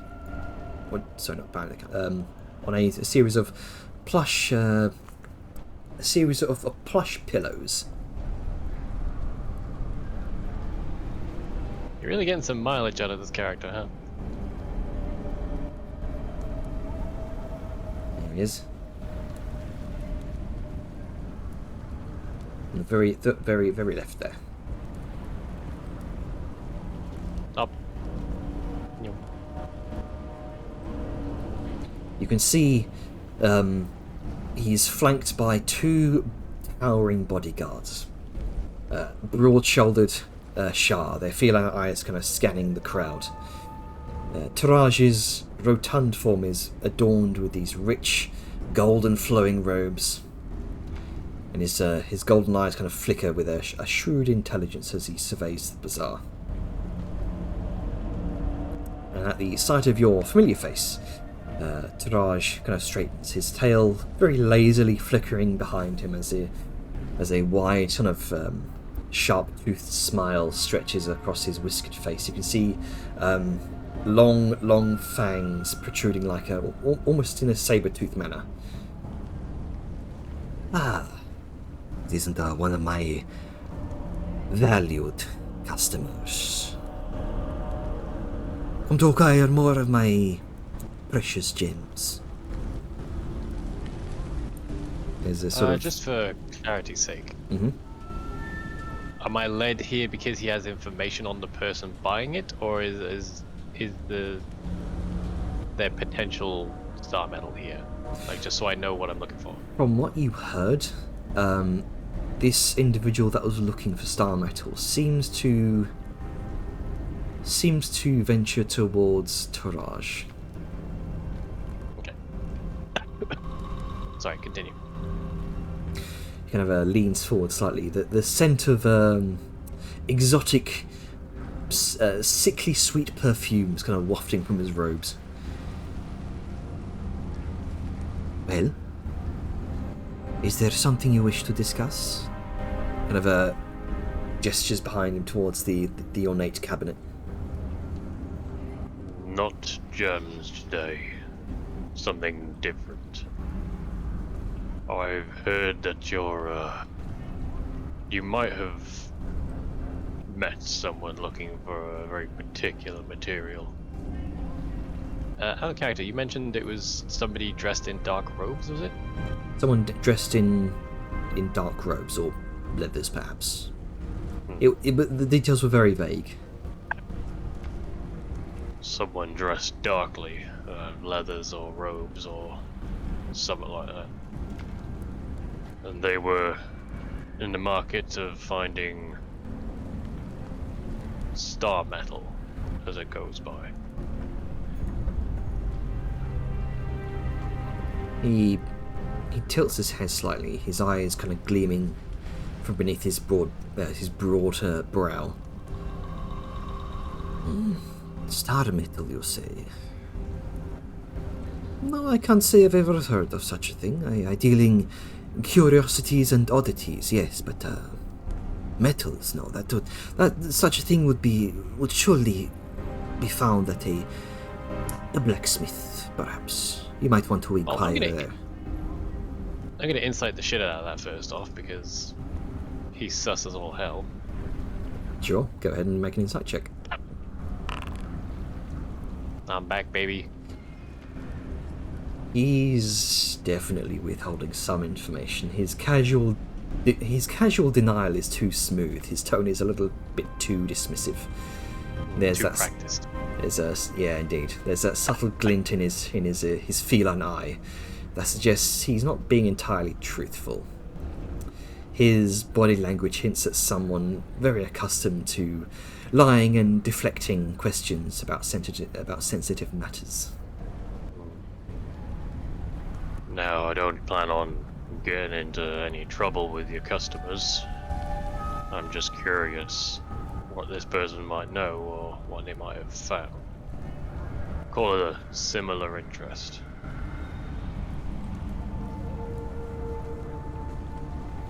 Go ahead and make me a persuasion check. Ooh. As you talk to him, he gives a very sly smile. His index finger and thumb kind of tapping together as he leans back in his seat. Well, maybe my memory is a little cloudy. But I've heard... Call it. Oh, go ahead. Fine. No, I was coughing. Go ahead. But I've heard gold certainly has some memory clearing properties. Give me a second. I'm just seeing.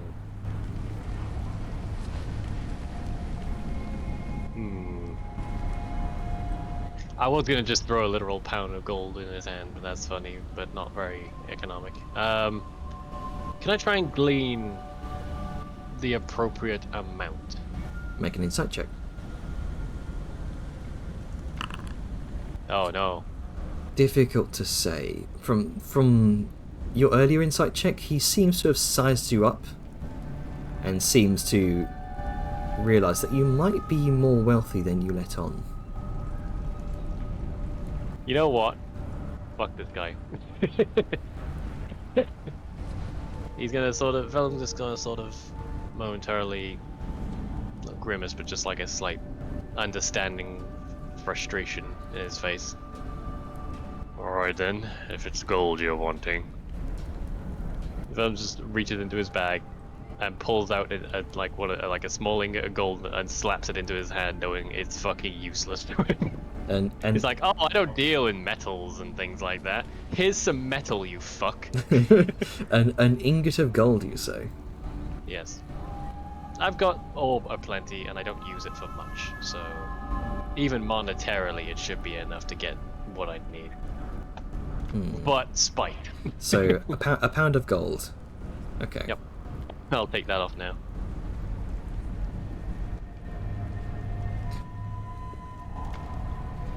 Casually just handing the man a pound of gold. It's just one ingot. I mean, I'll probably have to pay that much in coin anyway, knowing him. At least this way I get a dig in. Oh, it seems that my memory is starting to realize a few details, but still a bit foggy in some places.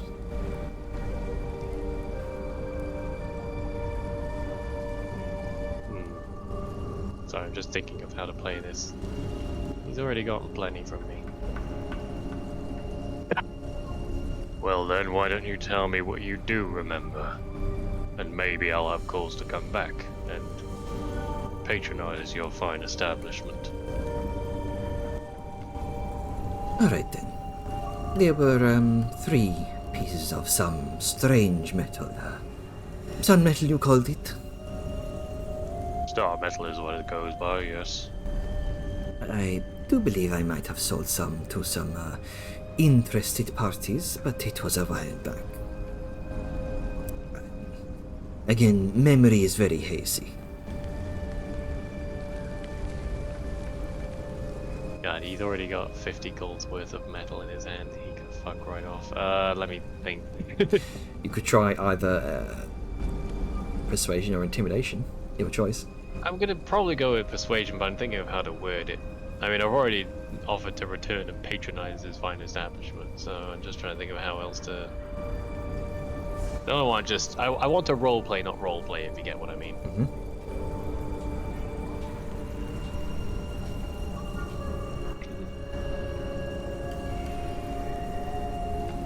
Well, maybe this will clear your mind a bit. I know a few reputable people who might benefit from some positive word of mouth towards you. Bit of quid pro quo. Information for information. Alright. Go ahead and make another persuasion check. DC's gone down a bit. Yeah, I'll send some people your way. Oh man, I have fucking nothing to help me with that, sadly. Thread of fate. But that'd be metagame. I mean, no, I knew I'd be crafting today, so I guess I could have done it in the morning. Doesn't Liska have the thread of fate? And We all left woke this up in the morning. If I would have done it in the morning, I would have done it in the morning. But the problem is, I didn't state I was doing it in the morning, so I don't want to tease it like that.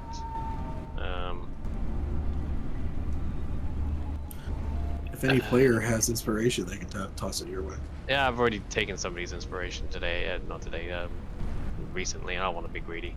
I'll just have to suck it up and suck the 9, because I can't in all conscience say, oh, I totally did the thread of fate this morning. He kind of leans back in his small area of plush pillows. I think you'll find that I already have a number of very wealthy contacts all throughout these lands. not just in the necropolis.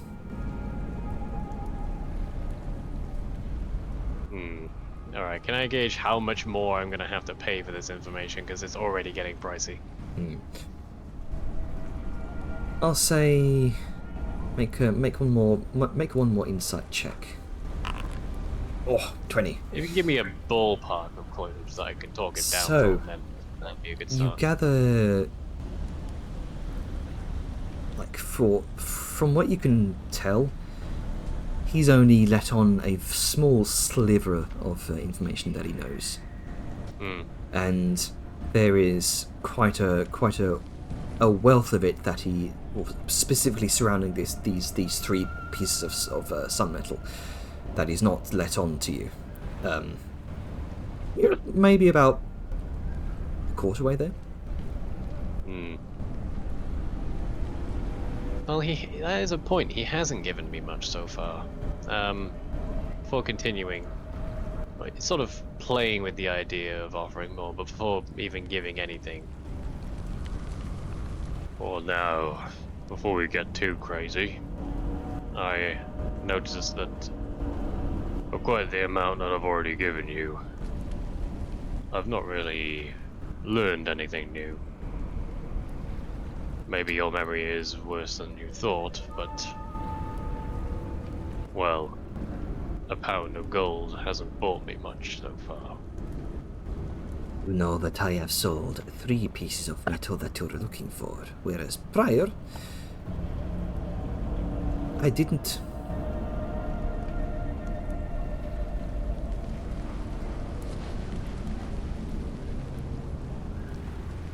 I've learnt that there was someone looking for the stuff already. This is hardly new information. Give me a little more, and maybe I can be willing to give a little more in return.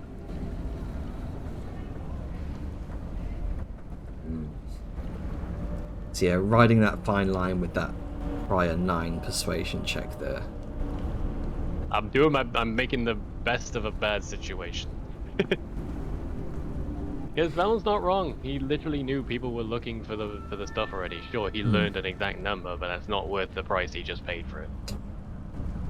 Sure, give me one more persuasion check. Hit. 23.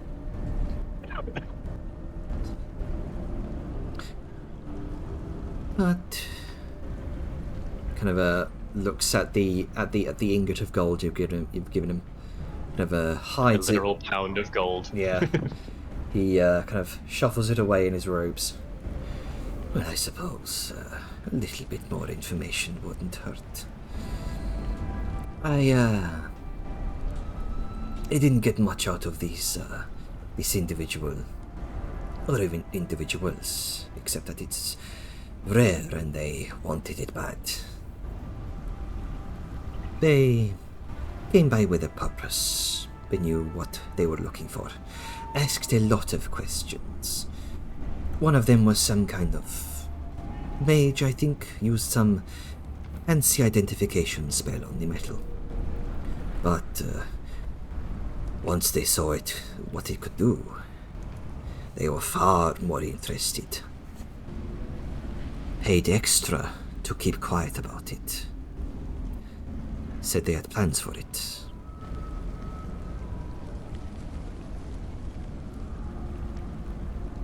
Some sort of grove, they mentioned. Well, that's a red flag if I ever heard one. Alright, let me think here. Sorry, continue. No, that's him done. Says, Alrighty. he says, unfortunately, like you said, my memory is very hazy. Well, perhaps I could introduce some particular gemstones to clear up those thoughts. And Vellum is going to, I'm going to be a bit cheeky with this one, and he's going to bring out, in particular, about 5 pieces of green quartz and 5 pieces of obsidian, but before he can form, like, the merchant can form any thoughts of his own, Vellum's going to start into a diatribe. He'll gesture first to the green quartz. Now, these I found while I was plunging into the depths of the Tomb of the Dragon Rider. A previously unopened tomb. There were a fair few of these, but as simple as they seem, they come from a place no one has accessed in a very long time. And then he'll go to the obsidian, which probably looks like regular obsidian. Don't know. We did get it from the bottom of an ocean, which Vellum will elucidate as such. And also, into the depths of the gulf, at the very bed of the sea itself, come these pieces, picked and clawed from the very basin itself. And there is in total 100 gold's worth here, but Vellum's trying to inflate their worth with stories of where they came from.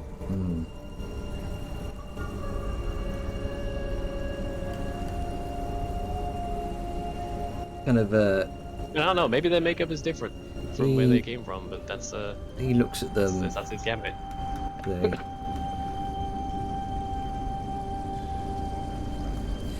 Make an insight check. And do. I mean, I've got 200 pounds of obsidian. I was tempted to go bulk, but I feel like limiting the amount and giving a nice fanciful tale. So, from what you gather, and the types of wares that he sells, he is quite familiar with the worth of gems. And he's looking at you quite unimpressed with the gathered collection here. I'll see what else I got, but Vellum's not going to really give any sign of lack of sway. So he knows the value of those. Stories aren't swaying him, so I need to go with the raw value here. So I was like a third of the way there when I gave him a bar of gold. You're a quarter of the way there. Quarter of the way there, sorry. Okay, so a bar of gold is worth 50. I just gave him a hundred's worth of value, but he's not impressed, so I need to cap it off with something interesting.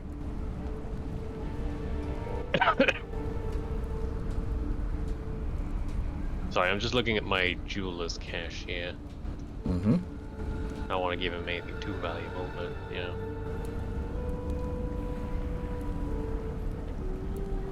know. You know what?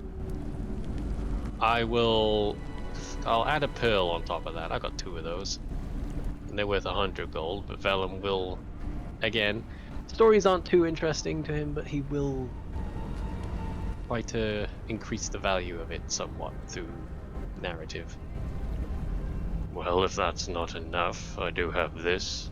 Then he'll pluck out a very pristine looking pearl. Found upon a wreck in that very same gulf.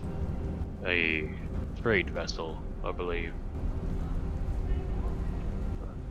Either from Ragnarok or shipping its supplies, and this was amongst its flotsam. Feel free to gauge the quality for yourself. There's a wry grin that spreads throughout his toothy smile, and he takes out a small satchel, kind of opens it and Bunch of pearls in there. And gestures. He gestures for you to put your collection within. Might I take a look at these? And he does so. So the 5 pieces of green quartz, the 5 pieces of obsidian, and 1 pearl. Alright. And that's, he kind of brings it back over, takes out one of the small, specifically kind of looks at the obsidian pieces here. He hasn't done anything to them as notes, so they may still have traces of where they came from. He looks at the small shard of obsidian very, very carefully, because it is obsidian, renowned for being very sharp. Takes it in his claws and takes out a small eyepiece from around the back of him. Holds it up to his eye, examines it very, very, very closely.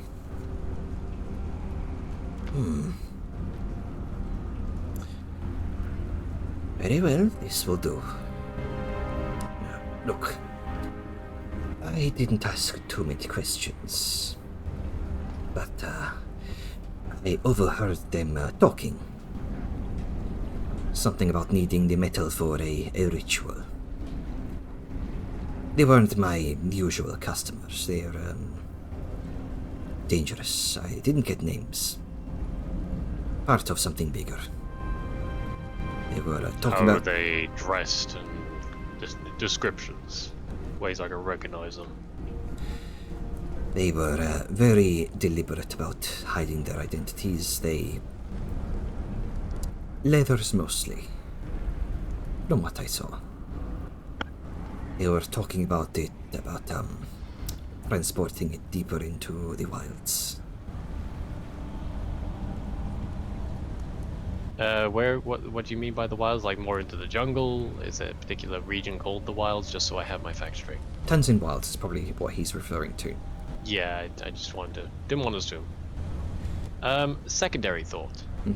Being an armorer, I know leather is a little out of my wheelhouse, but usually there's cultural signs of where it was made and where it came from.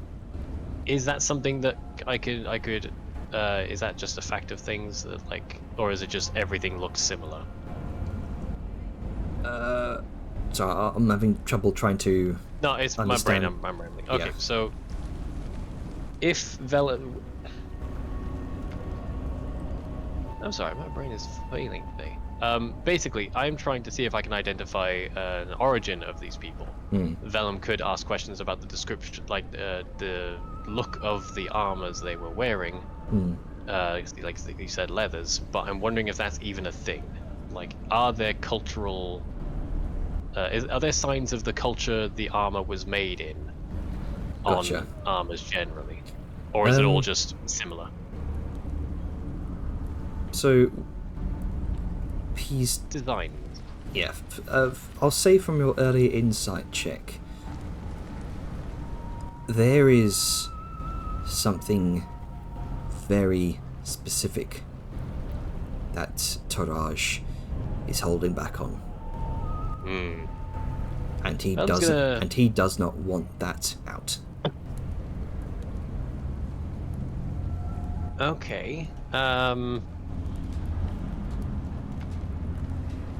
Vellum's going to get a bit of parchment, whether it's from whether he happens to have some or whether there's some nearby.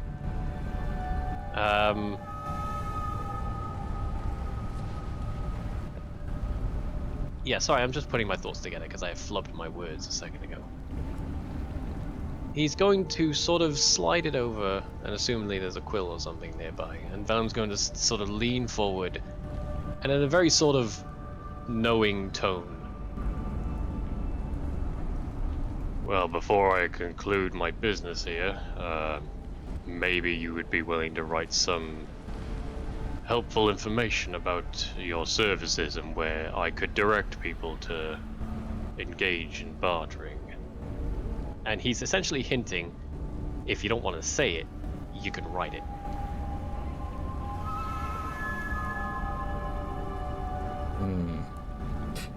Make me... Yeah, this is going to be another persuasion check here. Alrighty. Hey! Ooh. God, fucking...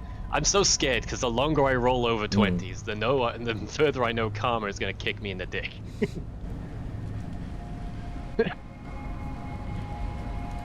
He's going to kind of signal to his bodyguards for a moment. And ask them to step away. I would like to do some extensive business with our wares here. Please leave us. The guards kind of nod to each other with this very odd look. and they both kind of make their way off, into the thoroughfare of the bazaar. Ah, good. The guards are gone. Now I can rob him. Sorry, I'm being a little. And he kind of gestures for you with a claw, and stands up from his bed of plush pillows and begins to gesture towards the wall of gemstones, and kind of rummages around his pocket, begins unlocking the cabinet. Come, I'll show you my wares. Of course. Velen will follow. Now, A bit wary, considering circumstances, but he knows enough to know. Now this char Taraj is very. He's quite tall. He's about 6'5", like a few inches above your height. And he also has the girth to sort of make up for it. I am in awe at the size of this lad. Yeah. And you kind of have to squeeze around him to get a closer look at the cabinet. And in a very, very hushed tone, he kind of continuing to sort of broadly gesture towards the rest of the gems. He takes one off the shelf, kind of shows it up to you. Like we're talking about the gem. We are. Right. It was the Obsidian Brotherhood. They're dangerous. And they've been moving all kinds of things recently. They bought the metal. Sorry. Out of character. I'm refreshing my memory on the Obsidian Brotherhood. I feel like we've heard them in character before. Where would we have heard them? Because I'm sort of mixing it up with my memories of seeing you post the lore page. I'm wondering if I have heard of them in character before. Talali and Dejar mentioned them after you encountered that fence in Itzel. Right, yes, now I remember. They sound like people you don't want to cross. I can see why you're hesitant. This metal, it wasn't some random deal. They have plans, something big. I heard them mention some sort of necromancer. A name. Nizara. She got them spooked. But they're still doing her dirty work. That was just sort of the second the name drops. There's like a mixture of mild frustration and just not exasperation, but what's the word? Resignation. There's the one. Always fucking necromancers. Well, regardless of where I go from here, and if they give me trouble, they'll get it in return, but none of it will come back here. After all, we're just talking about gems. Of course, but if they find out I told you this, I'm as good as dead. If anyone asks, you never met me.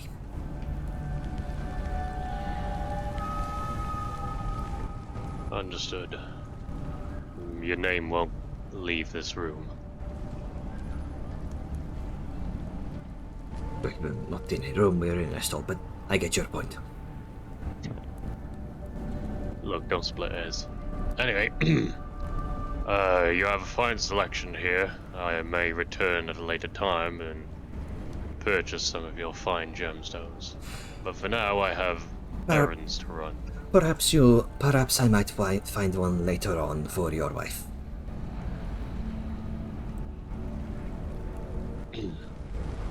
Good day to you, shopkeep. Gives you a nod. And he will make his way out. He gives you a nod, closes his cabinet, and sees you off.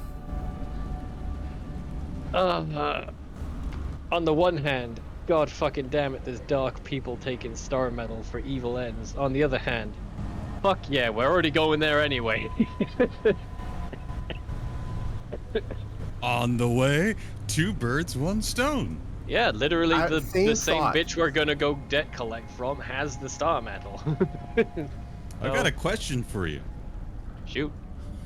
Did you bring Bodima with you to this weird shit?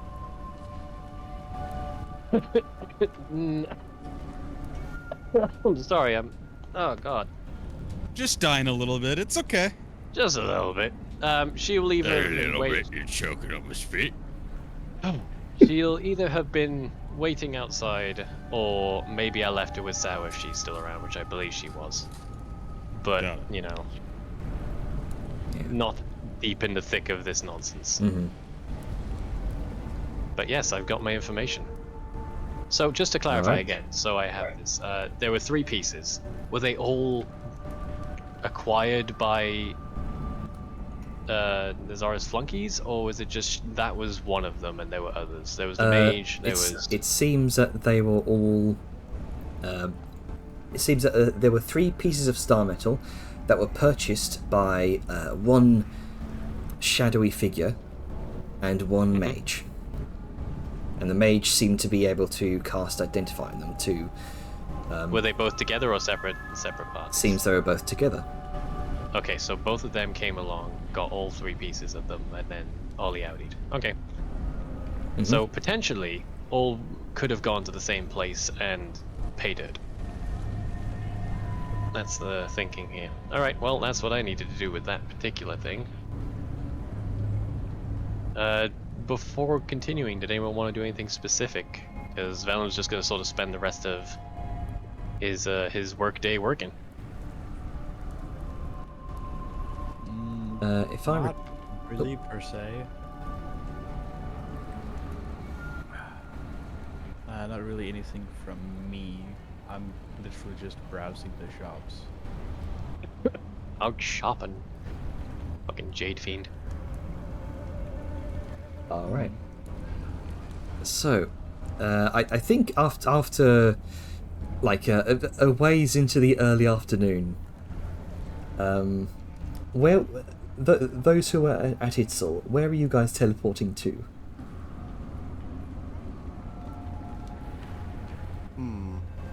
I mean, I say we teleport back to the. I mean, we can do multiple things. We can teleport back to the temple, or we can teleport back to our hotel since we have a room key. I say the hotel. Yeah, I think the hotel. All right. I think we need to. So you're essentially very familiar with this. You don't have any associated objects, I don't think. I mean, we have the hotel key. Oh, right. We have the room key. Yeah, yeah, fair enough. Okay. Have that, so we can go to the hotel. They post straight into the room. Fucking- The convenience of just teleport. Fucking Doi, of course. Imagine if you got the wrong key. You just Yeah, put it yeah. into someone else's room. It's like, wait a minute, this isn't my room. Oh shit! Oh, Yep. fuck. Drunk mountain folk appears. Oh Yep. shit! So, three very drunk individuals return to their rooms at the Gilded Bones Inn.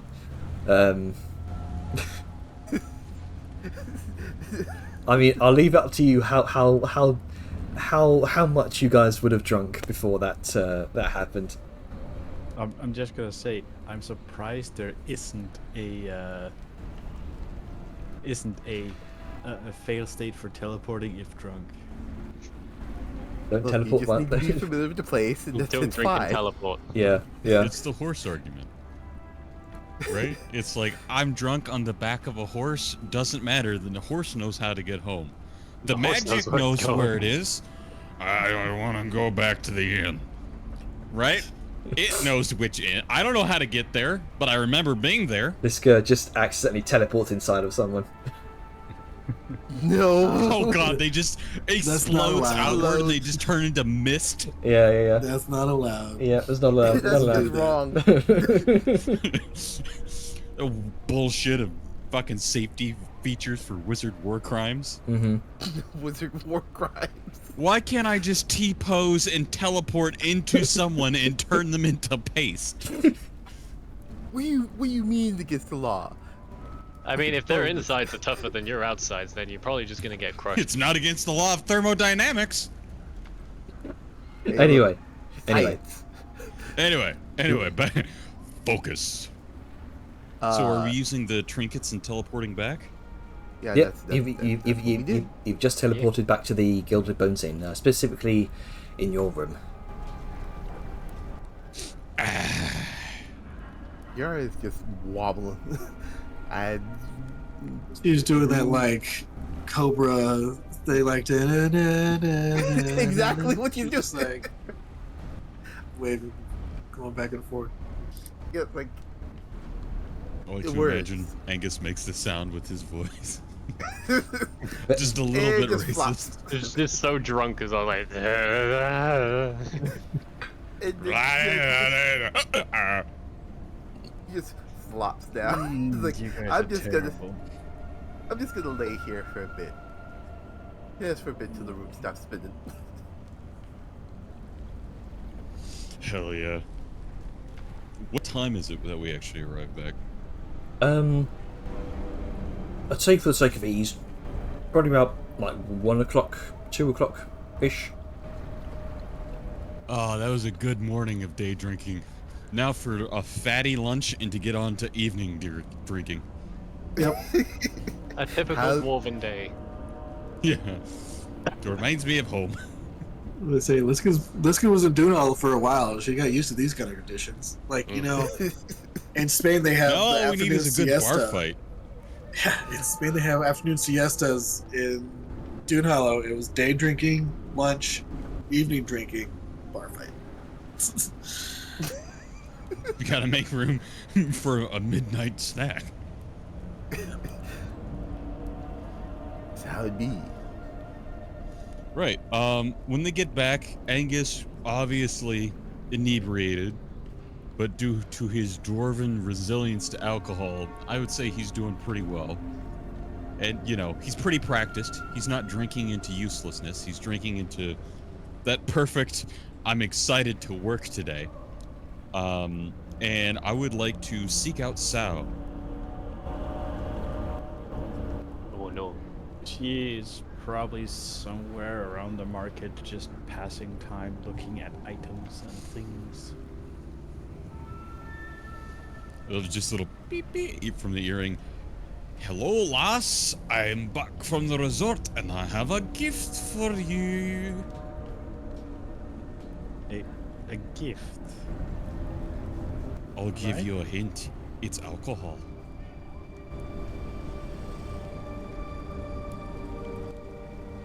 You're charming as always. I'll be right over in a moment. A dwarven pickup line. It's as old as time. Do you want to drink with me? I've got you a drink. I got you a gift. A drink. It's space. I got the true gift is in the party chat.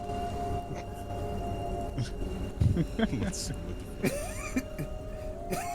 What the fuck, Ethan? I feel like dwarven don't use a bottle. It's my dick in a box. Let me show you my sock of holding.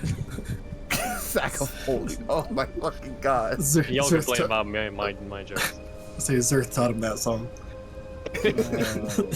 Zerth taught him many things. He's Not out always there the correct somewhere. things. Look, he was technically correct. Behold, the but that's kind Tormentian of correct. Tickler. Anyway, Alright. After a few moments and time passing, Sal will meet up with Angus, assuming he's back at where they're staying. Yup. He's setting some things up to be able to work. In the meantime, he's lounging on a pipe. I hear a bajillion rolls. Yeah, fear the rules. I feel like I'm in danger and I don't know why. Assassins. It's either necromancers or assassins. Sometimes both. You wanna be Don't a rock forget, you have your superstar. own assassin stalking you. It's true. Well, as Sao is sort of approaching, she's giving Angus a certain look. She's not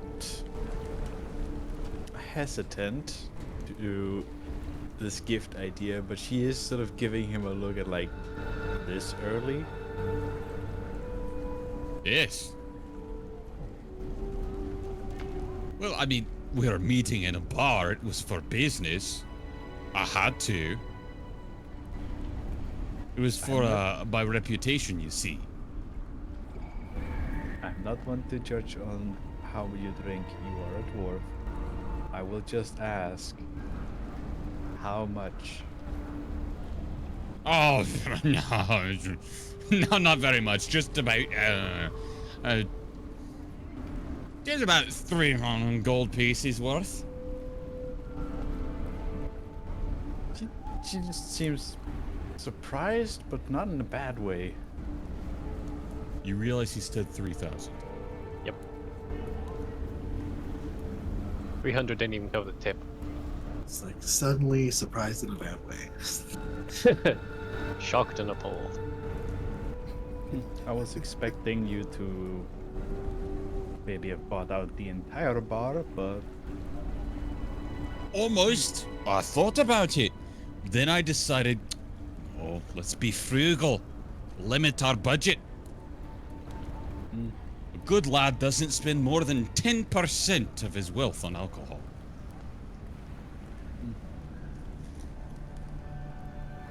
That said, I bought you a drink. I couldn't go drinking and I saw this, and it made me think of you. As I'm trying to find the consumable, I hope because of the Don't warning that I accidentally got- drink it. No. Tries to find the drink in the bag of holding. It's in here somewhere. Hold on. Gets it out. I got this for you, Chug.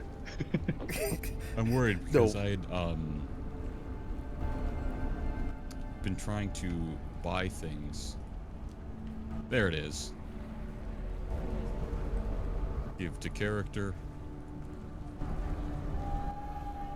Doesn't work. Just throw it on the ground. Let's see if that works. Probably didn't. I'm just gonna create a new pile.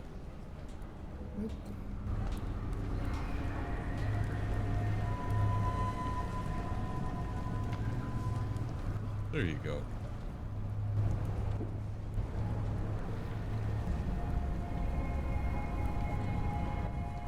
I saw this and I thought of you. It reminded me that you have pretty eyes. And I thought maybe you would like it. He says, kind of swigging a small jar of this amber-coloured liquid with a small eye just rolling in the bottom. It's supposed to be not only very alcoholic, but quite tasty with hints of caramel. It's also supposed to be rejuvenating. Makes your skin taut and free of any grime or gunk that's stuck in there after a long day of work. It's like a beauty in a bath in a bottle. With some booze to boot! I figured you don't not get a chance to treat yourself to a spa or something of the like very often. And this is probably the closest thing that I can get, so there you go. Also, worst to worst, you could probably put it in your lantern and burn it as fuel. So I was just eyeing the Eye. drink and its content, It eyes back. and Angus can almost swear he can see a faint color change in her cheek.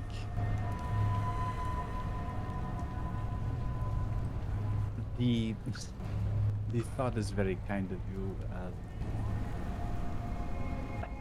I don't get to treat myself very often to anything as outside of. I would say the eye is a little. Well, she sort of jiggles it around as it swishes in the liquid. Unusual. Hey, Vellum drinks stuff with giant's toes in them, so it can't be that bad.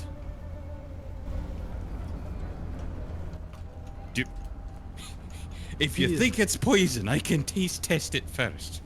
He is visibly holding back what he can assume is a hearty laugh. Actually, it's probably not for the best. I wouldn't be able to tell if it's poison. Kind of like hits his chest. Too hearty. That you are.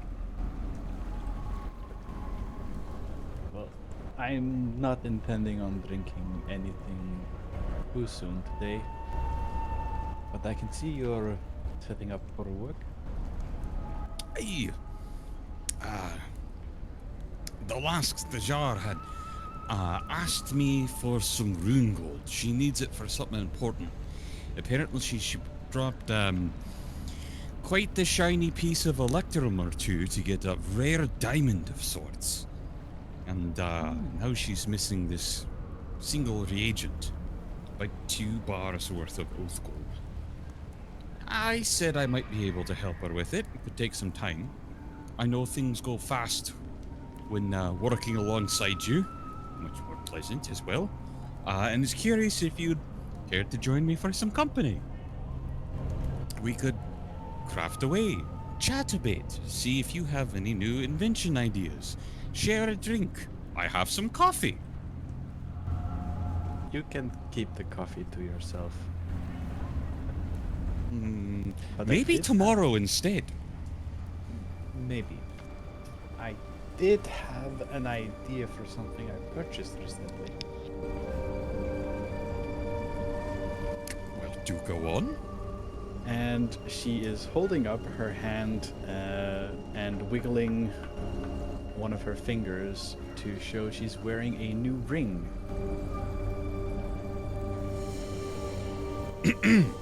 It's gorgeous. It is, and it is magical. Are you familiar with the spell Magic Missile? He thinks back long and hard.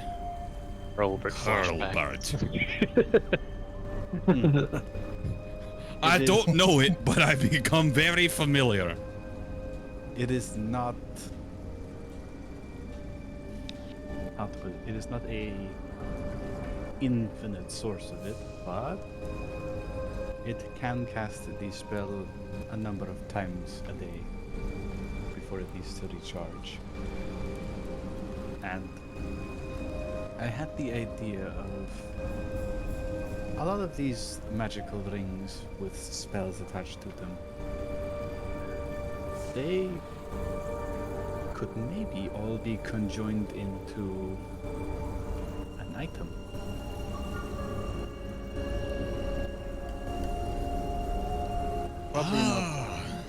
Probably not too many rings as to avoid muddling the effect, but maybe 1 or 2 rings. Like, instead maybe of a ring, it's a larger bracelet to fit all of the gems and enchantments that would be on it. But you could have a bracelet that has several rings worth of magic on it. Or a glove. Or a glove. Here's an image of a bejeweled glove. I have a feeling that might not end well. Depends on the design. I got that reference.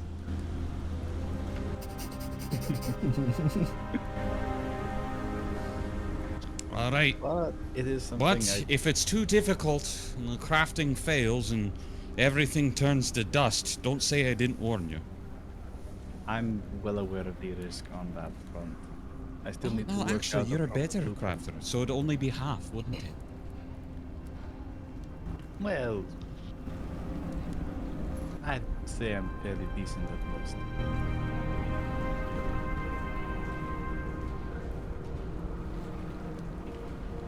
The one thing I lack is the proper expertise that a crafter like you have. You're dedicated to a single subject and know way more about it than I ever do. Oh, I don't know. You're pretty bright. You might almost be as smart as me. Wry smile.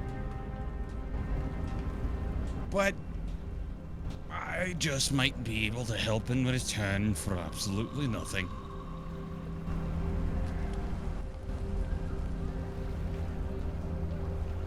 We'll see what I can do for you.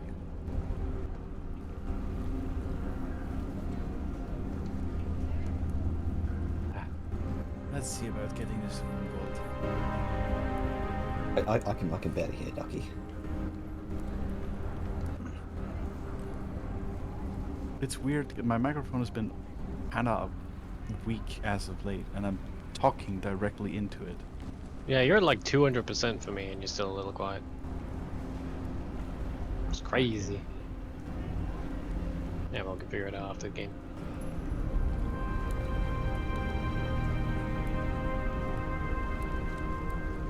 My input is at 100%. What the fuck? Sound fine to me. Yeah, it sounds fine And to you're, me. and you're at 100 for me, just normal. Same? Strange. Actually, hold on. Yeah. Actually, you're about 96 for me, so I don't understand. Oh, I guess it's just me then. Anyway. It's also me, but anyway, doesn't matter. Onwards. Yeah. So I was gonna spend some time with Angus crafting. Alright then. So we can probably resolve the crafting thing after the game. Quick question for you, Janner. Mm-hmm. How long does it take for what is it? Become sober up? How long? To Google. It's about 1 drink per hour. Yeah. So your body goes through about 1 drink per hour. And if we were drinking heavily for, I don't know, 2 or 3 hours. I feel like Snake wouldn't have been downing as hard as everyone else though after last time. I mean, Snake was wibble wobbling. That's pretty drunk. Mm-hmm. Not as plastered as that powerful drink, but she was decently plastered.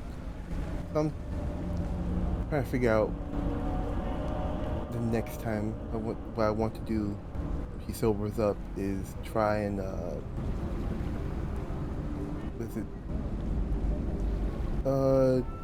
what we talked about with the Laystone. Trying to find its frequency. Oh, okay.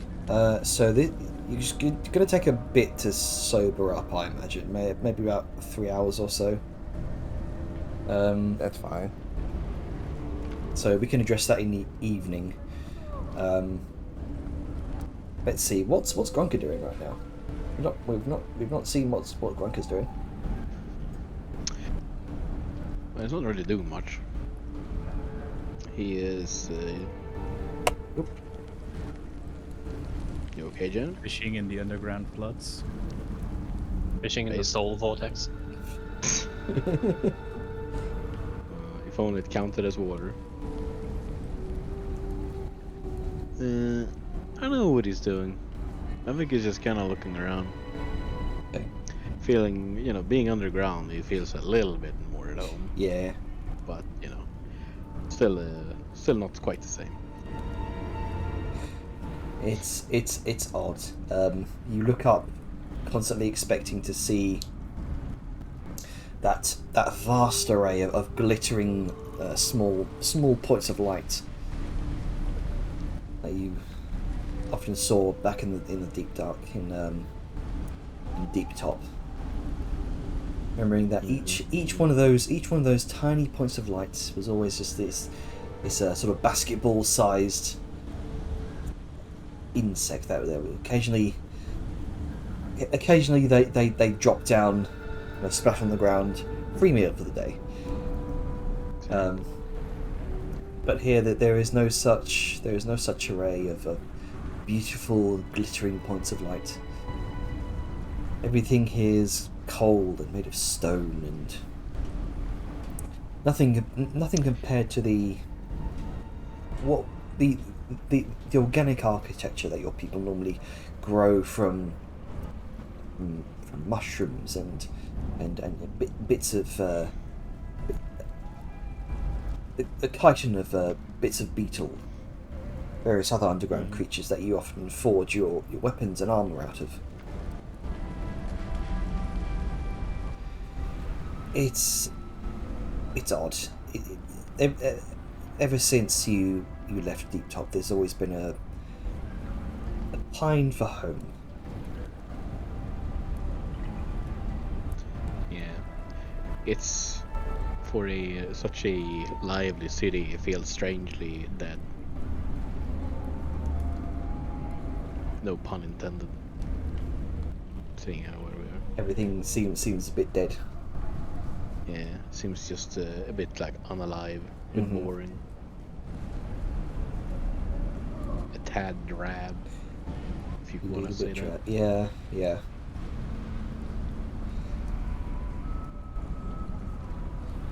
But I mean, if you want, we can pan over to someone else.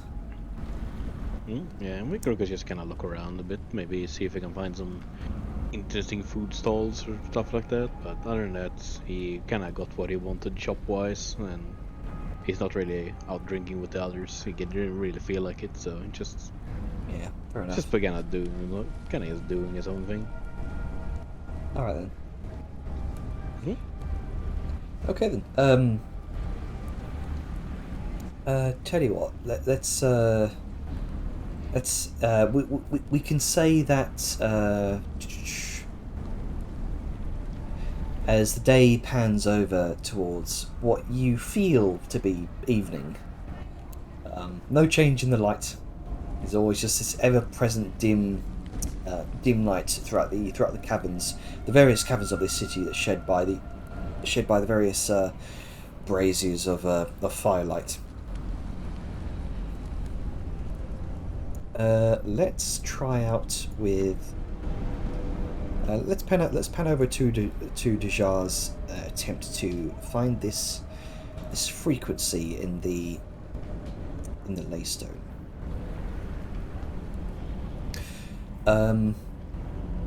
So this would have, from what you understand, Dejar, Laystones have a specific affinity to auditory forces, sound, maybe sound waves, effectively. There is a very particular vibration that you will need to attune to in order to do what you're attempting to do. How are you attempting to generate this sound? It is typically in the form of like a singular sustained note. I'm gonna try with using my harp as finding the note and trying so. All right. With my So so this will be a performance check from you. hey, this will see how this goes. Ugh. All right. So you spend a good hour kind of plucking various strings, attempting to find that specific note. Each pluck of the string, you do sense there is some sort of shimmer within this Laystone. As you're doing this within the the Gilded Bones Inn in your room? Yeah. Okay, so you kind of sit there throughout next couple of hours plucking through strings. Each note does seem to have some sort of effect on the laystone, particularly with the vibrational aspects of the harp that you can feel resonating through the metal. That seems to resonate with oddly enough, a different colour within this refraction of light within the laystone itself. Green, red, blue, purple. This spectrum of light that reacts to each tone. But there is a growing frustration. You're unable to sense what that tone would look like. The inspiration hasn't struck you.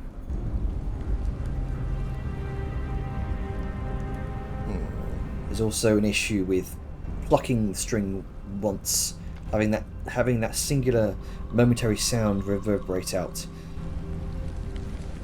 The laystone seems to sense it. The colours seem to flash for a moment and fade. Make an Arcana check. Okay. It is... No. 17.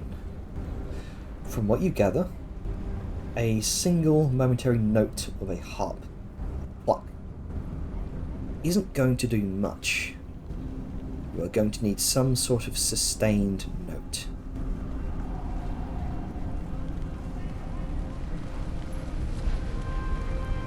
It's gonna be fucking terrible. Marit could try while plucking the string with the harp. Try singing that note.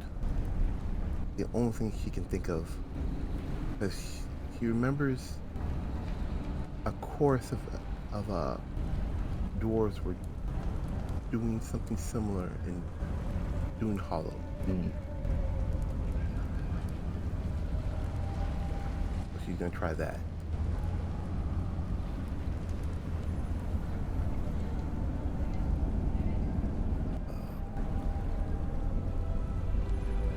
Do I need to roll Alright, another yep. performance check? Or? Yep, go ahead and make a performance check for me.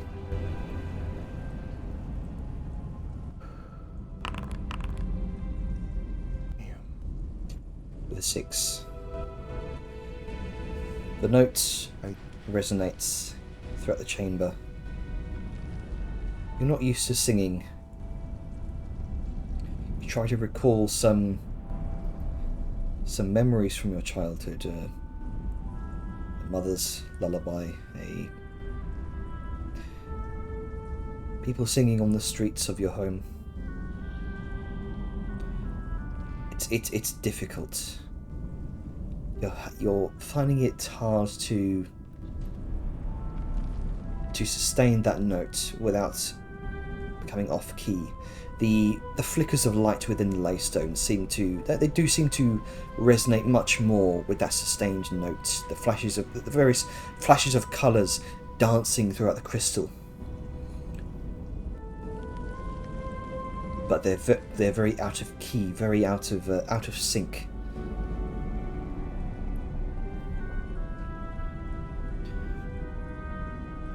And it just gives way to frustration.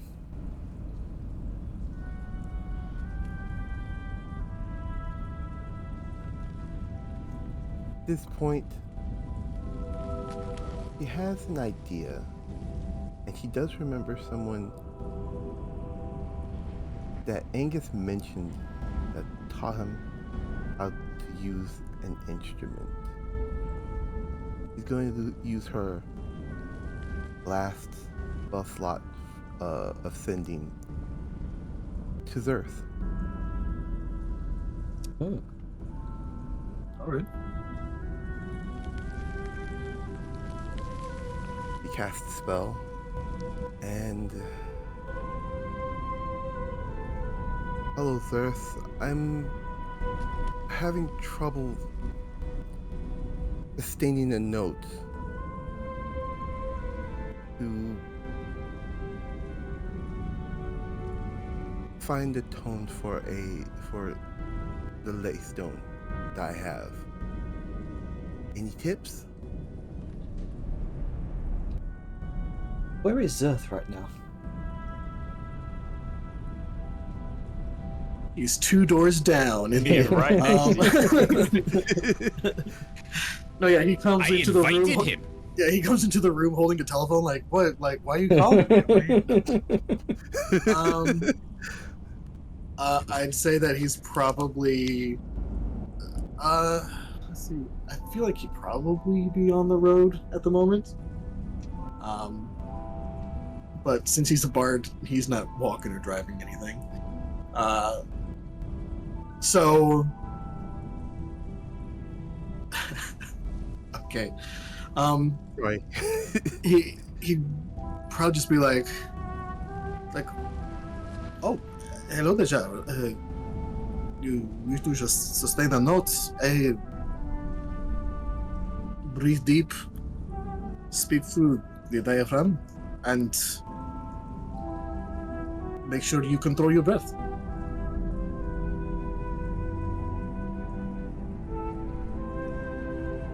And then there's going to be like a bit of a wait, and then another sending spell's like I guess a sending spell comes in. It's like, do you wish me to come to you or something? Perhaps to teach you? Where are you?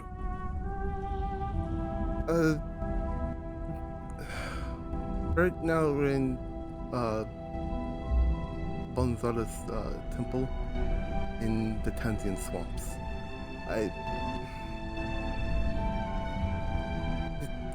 I don't know if you're going to be here so quickly.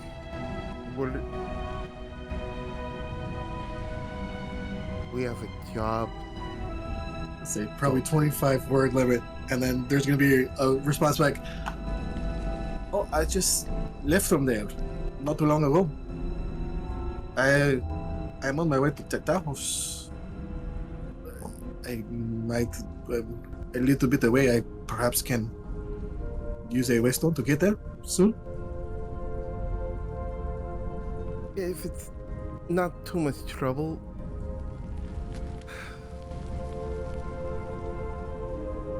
That's all she can really say right now.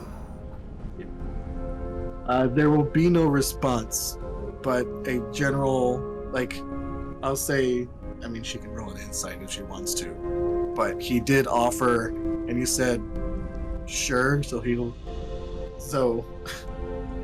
this might sure be you- showing up in a day or two. Wow, yeah, high insight. Okay then. Yeah, so Zerth might be showing up in a day or two, but I also want to stress the party will likely be leaving before then. Yeah, we had like a day, maybe. Don't think we wanted to linger too long. Like, get a breather, resupply, move on out.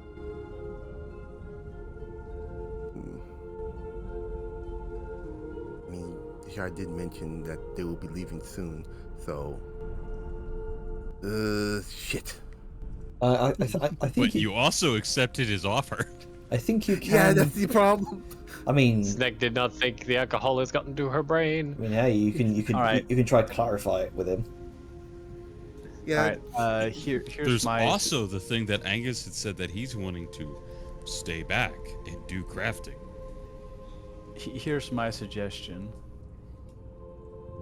Given not only what Vellum has figured out, what he is looking for is currently, you know, at set location, as well as Angus getting crafting done, might be a good idea also to stock up on potions, which you would then have time to make.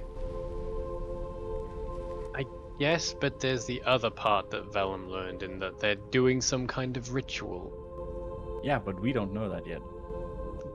True, fair. This is information Snack would need to. Hmm. Yeah. All right. Sorry, ignore me. Continue. So, But yeah, you don't know that either. Sorry. potions are a good thing to have.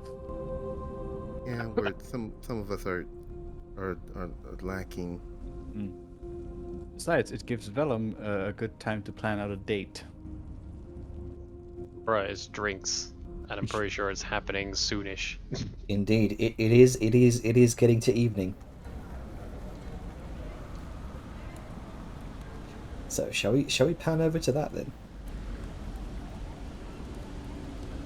Are we Go done for with Snack's scene? Yeah, go for it. Alright, well, when you finish that fucking phone call, Vellum pops up in your earring. Jajar, can I ask a favor?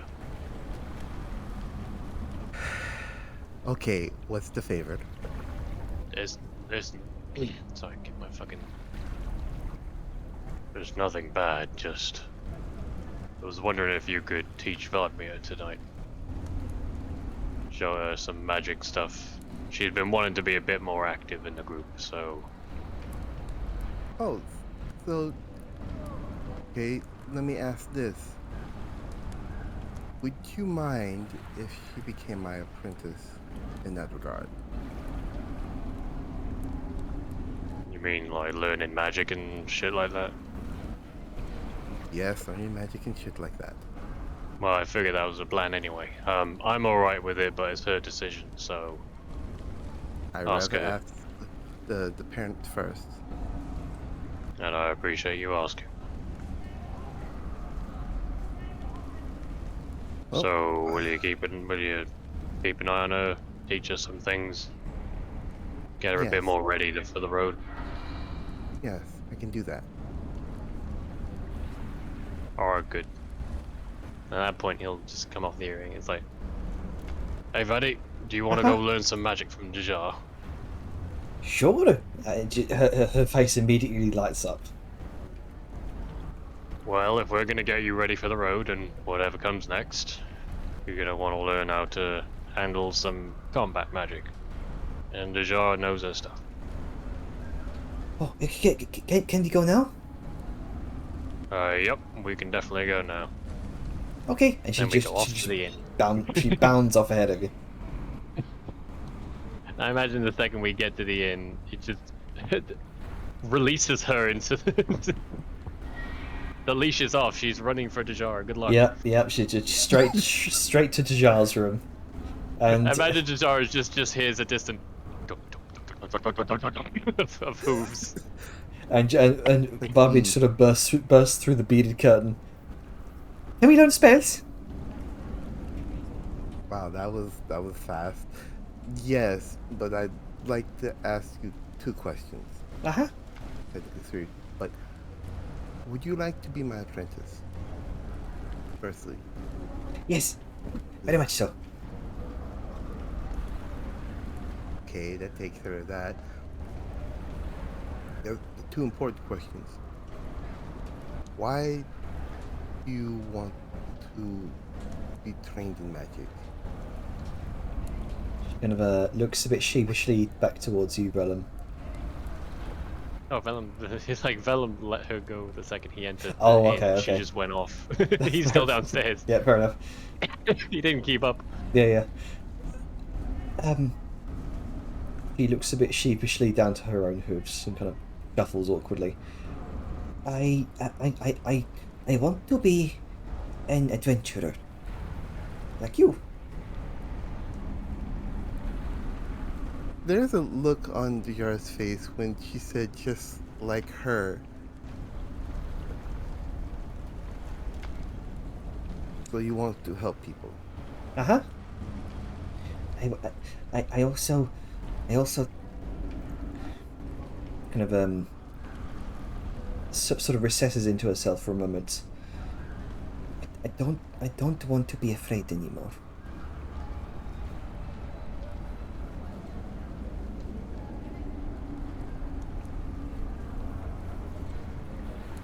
Okay. We're gonna tackle this first before the second question.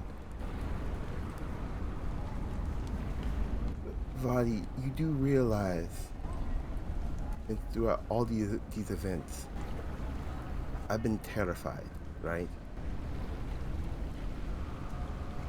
Oh, but I always thought you were also brave.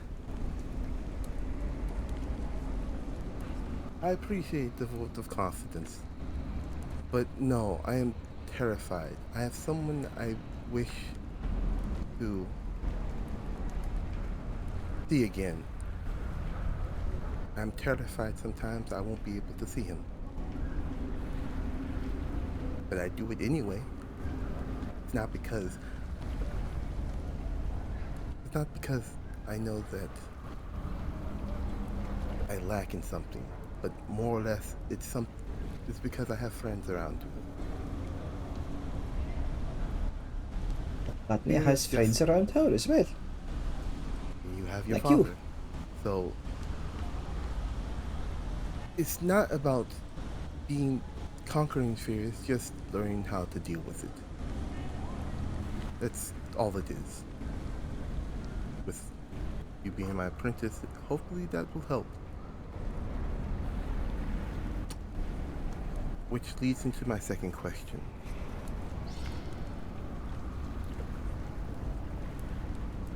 Are you sure you want this?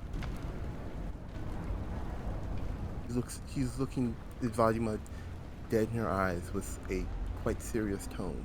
Are you sure? She almost immediately sort of blurts out, "Yes, I'm sure." But then you notice she stops herself from doing so and then seems to retreat in deep thought. As if she's thinking over her initial thought of blurting out that word. I do. I have wanted it for a long time. Okay then. If that's the case, then I will guide you as well as I can to your goal to helping people. But I will ask only one thing. That you become better than me. Don't be like me. Oh, Vadi does not know if she can be better than you. You're already so powerful.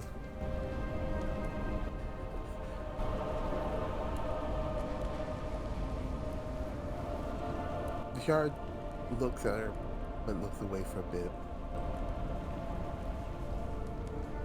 Wiping the corners of her eye.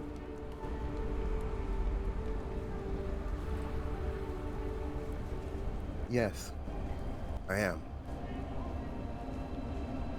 But everything either comes with dedication and I want to say it's not a word that many would like to use, but sacrifice. I didn't go out and play with others. I focused on my books in order to have friends.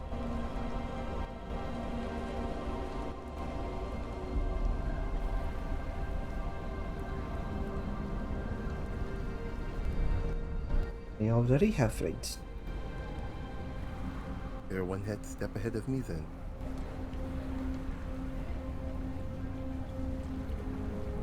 You can probably be more powerful than I am, so that's the reason why I say be better than me. Oh, you mean not like power, but... Oh, I see. Yes. See? It's a lot easier now. So, let's see, which first spell should I try and teach you? Because I know you like flying. Uh-huh. Let's start with levitation. She eagerly claps her hands and kind of taps her hooves, little tippy taps. And all right, let's see how we can resolve this. I have come up with a number of things that we can do here. You don't. Nerd. Jenner, you god damn. I love this. You made a house rule for teaching.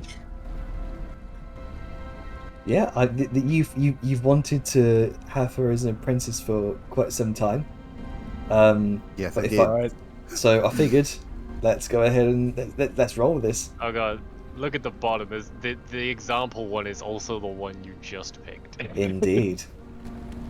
All right, So- This is. An excessive amount of effort for an adorable reason. It's gonna take time though, obviously. This Oh, is yeah. hilarious. So this is going to take 4 hours for levitation, the levitate spell. Got to roll a DC 14 performance check for your Oh, your favorite. teaching ability. Hey, everyone Good has luck, to start Snake. somewhere. Oh, I'm not talking about your fucking 0 modifier roll. Hey, better than having the -1. I'll take that. That's why I'm not teaching now. Let's give it a shot. 4 hours within a second level spell. That's pretty good. 8. I'm trying, but he's so used to technical jargon. It's like, wait a minute. I need to act like I'm talking to a child. Yes, for a failure, that's exactly what she's like. Yeah, it's kind of the problem that we were talking about in text chat, like a wizard trying to teach a sorcerer Yeah. magic. So I just find it hilarious. room- You're trying to dumb down teachings of magic to a child, except the child is like 3, 4, 5 I'm times just your gonna I'm age. just gonna throw it out there. We can teach Fatima 7th level spells in just over 2 weeks. I mean, she has to be able to. yeah, she needs the slots to be able to do that. I know I'm teasing. It's still funny though. Eventually, we'll just teach her god spells. Right. Wait. So the room in the Gilded Bones Inn is quiet but filled with that hum of unseen potential. You guide Vladimir into a place of focus. The atmosphere between you is charged with magic. Her raw, untrained power meeting your disciplined understanding of the arcane. While your mastery comes from years of diligent study and practice, her magic is this wild, instinctual force, born of nature rather than with intellect. Where you meticulously craft each spell with precision and care, Valmir's magic flows like an untamed current, responding to her emotions, her will, without the clear boundaries you rely on. As you begin, you move slowly, showing her the exact motions required to shape the levitate spell. Your fingers trace delicate arcs through the air, purposeful, exact, and you speak the incantation with measured authority. Each syllable is a lock, each gesture is a key, unlocking the invisible forces around you. And Vladimir just watches, her wide eyes absorbing your every move. You can already sense that difference.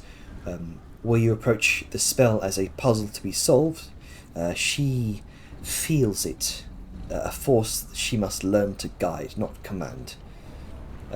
You place a small ink pot on the floor between a simple object, but for this it will be the marker of her success. She prepares to attempt the spell, her fingers kind of mimicking yours, but there's a hesitancy and an unfamiliarity with the precision required. She speaks the words, but they feel off, as though her instincts are just fighting against the formality of it all. Sometimes her magic refuses her. One attempt, you feel the arcane energy kind of slip through her grasp as she struggles to shape it in the way you've shown her. The ink pot shudders, barely lifting before it falls back with a clatter, and the flow magic dissipates with just dissipates like smoke. There is definitely a frustration in her expression. Okay, so rather than mimic me exactly. But earlier you said to move your hand in this direction. Yes, I'm showing you what I do. Take what I do, and from what I've gathered, feel it. Seems like you're trying to mimic what I do, and your magic feels like it's fighting against you. So try doing it by feel, not by exact measurements. She attempts again, and throughout the last hour, she begins to.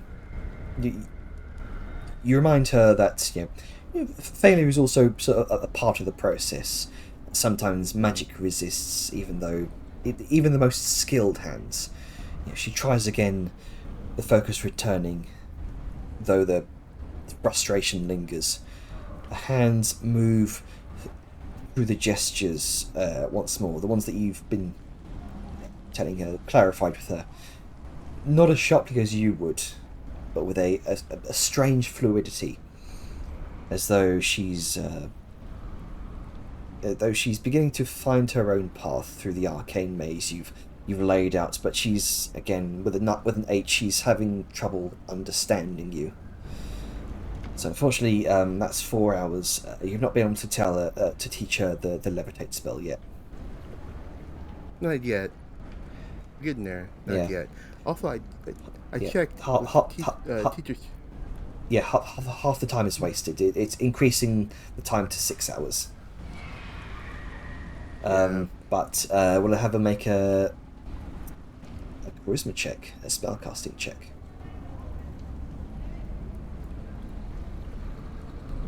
Next time, I'm gonna try with arcane since I'm better with that. So this is effectively going to take you all evening to do. I'll be fine. All right. Oh dear, it's all frozen up for me. Oof. Oh dear. Oh dear. There we go. No. Foundry, please. What are you doing? Oh no. There we go. Oh, no, never mind. God damn it. Foundry fighting against Yeah, Foundry's just fighting against me right now. We're trying to move me a sheet, but... Oh. Stop. Okay, I guess I'm just using it by the HUD then. Token HUD. That's usually what I've been doing.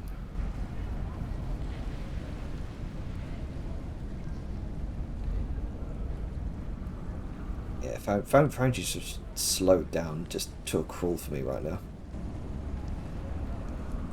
Foundry's being a butthole. Might need to there's any I might need to refresh. Space. Yeah.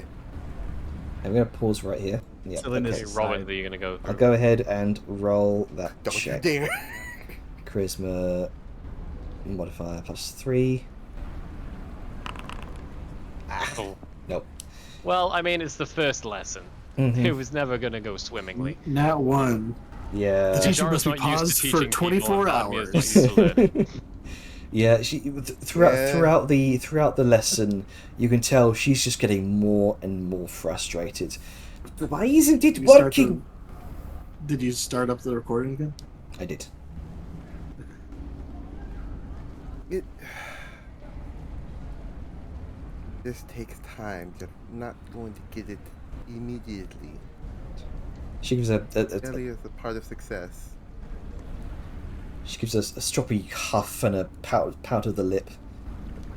All right, all right. Well, I'm gonna ask you something. Besides me, by your standards, being very powerful, did you think I did this, like, got it almost immediately? No, I suppose not. Sassy child. There's my girl. Vladimir, for someone who has so much potential,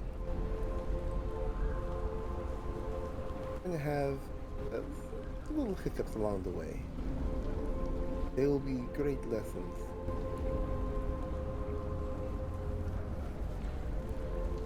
You have the time, and you have me as your teacher. Relax. Maybe we try again tomorrow? But of course. I am your teacher after all. You're not getting off that easy.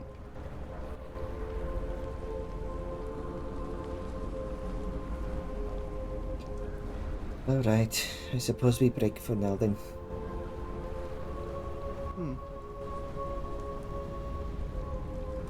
And with that... Oh, good.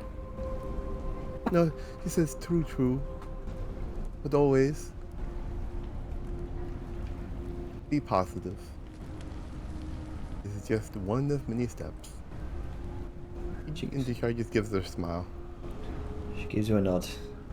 A resigned, if a defeated nod.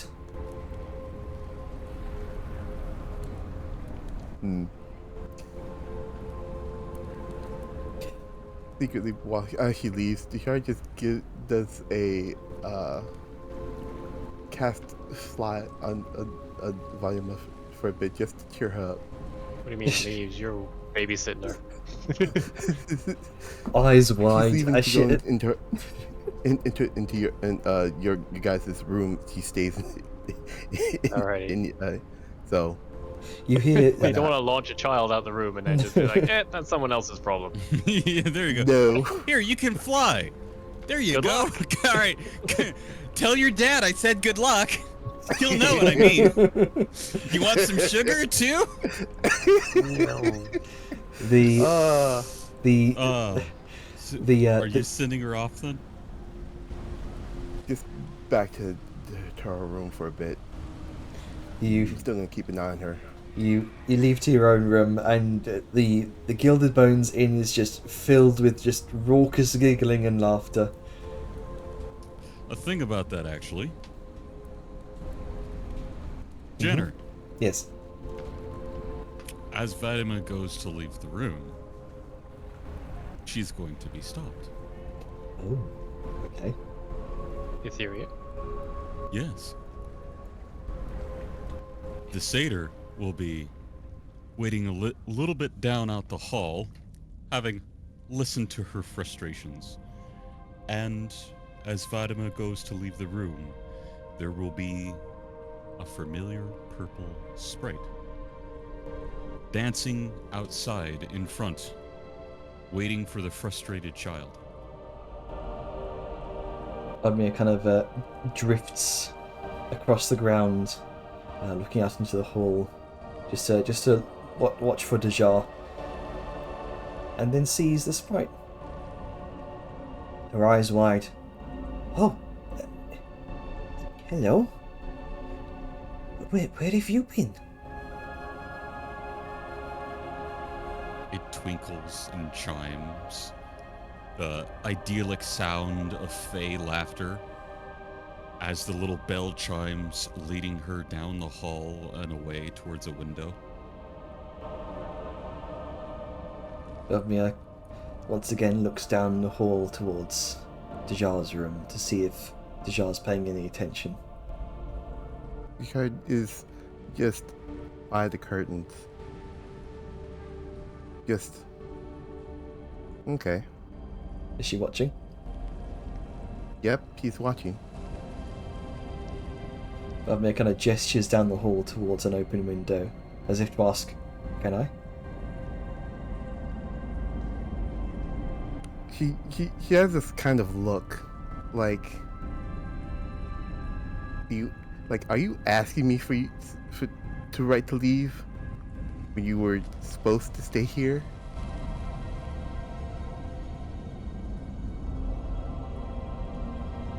This silent conversation between Dajar and Vladimir. Vladimir kind of frowns for a moment, but there is a defeated understanding. Yeah, she's supposed to stay here. All right. Oh, she goes to turn away. Yeah. But very, very sad look behind her shoulder. I'm sorry. There's a whimsical little sound of an ocarina that plays from that little window again. A quick, fun, high little octave, little diddly tune.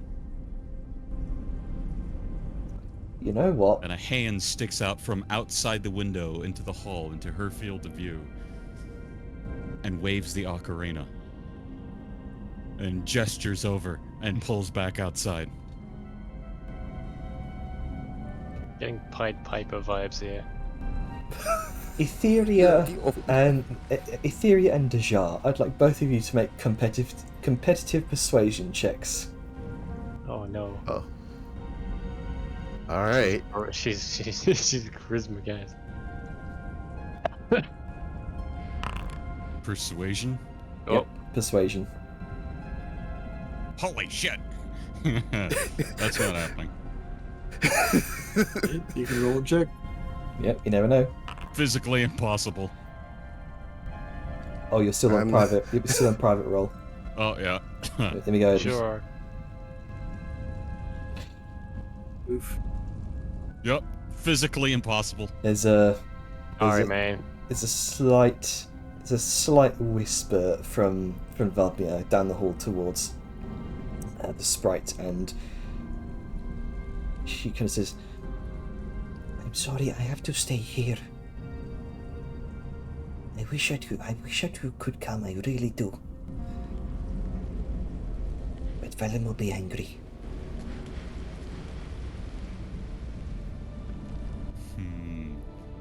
How bad of an influence should I be? Oh, this is gonna be funny as fuck. You are really just Well, playing up the angle of, I'm the fun aunt. Yes. Using her quite good sneaking skills, and since she's looking at the wisp, she's going to sneak through up on the little rafters and then hang from the ceiling a bit behind her as she's floating in the air. He won't be angry if he doesn't know. He hasn't before.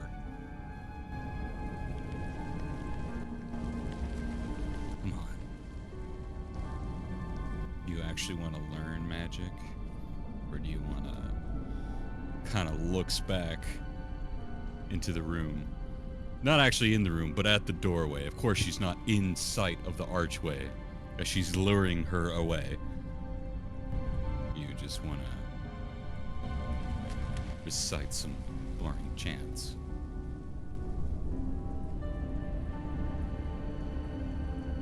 You're really trying to push back that 5, aren't you? Yeah. You know, satyrs are good at more than just magic. With that, she's going to kind of shift her cloak and reveal the bow. Go back.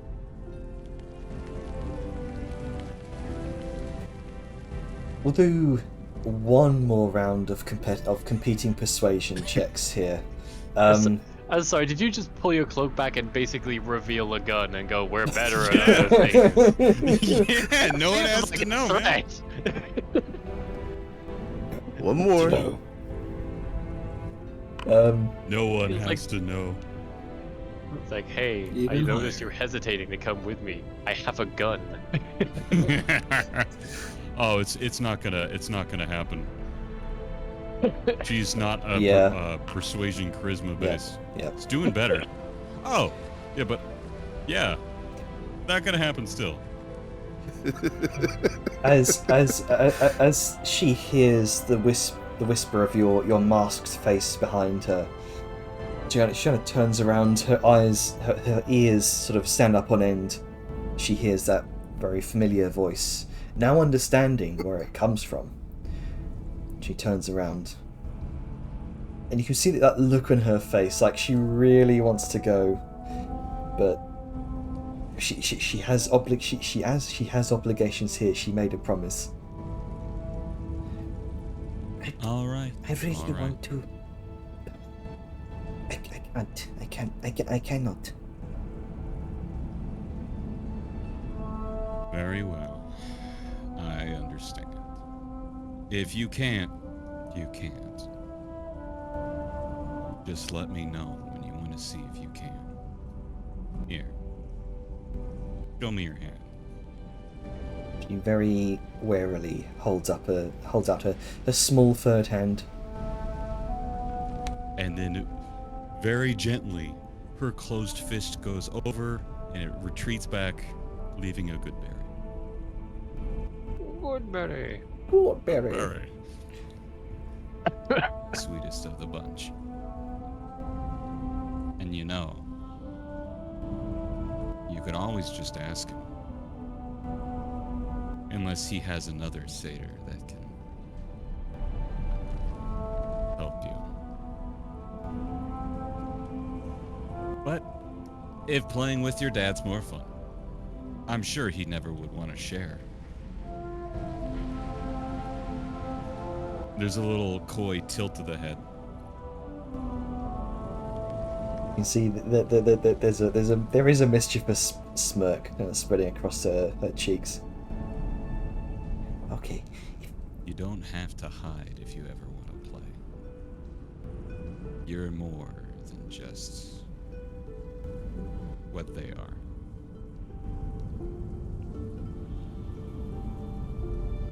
And with a quiet nod, she kind of very attempting to be very sneaky, despite the jar kind of looking at her through the curtains.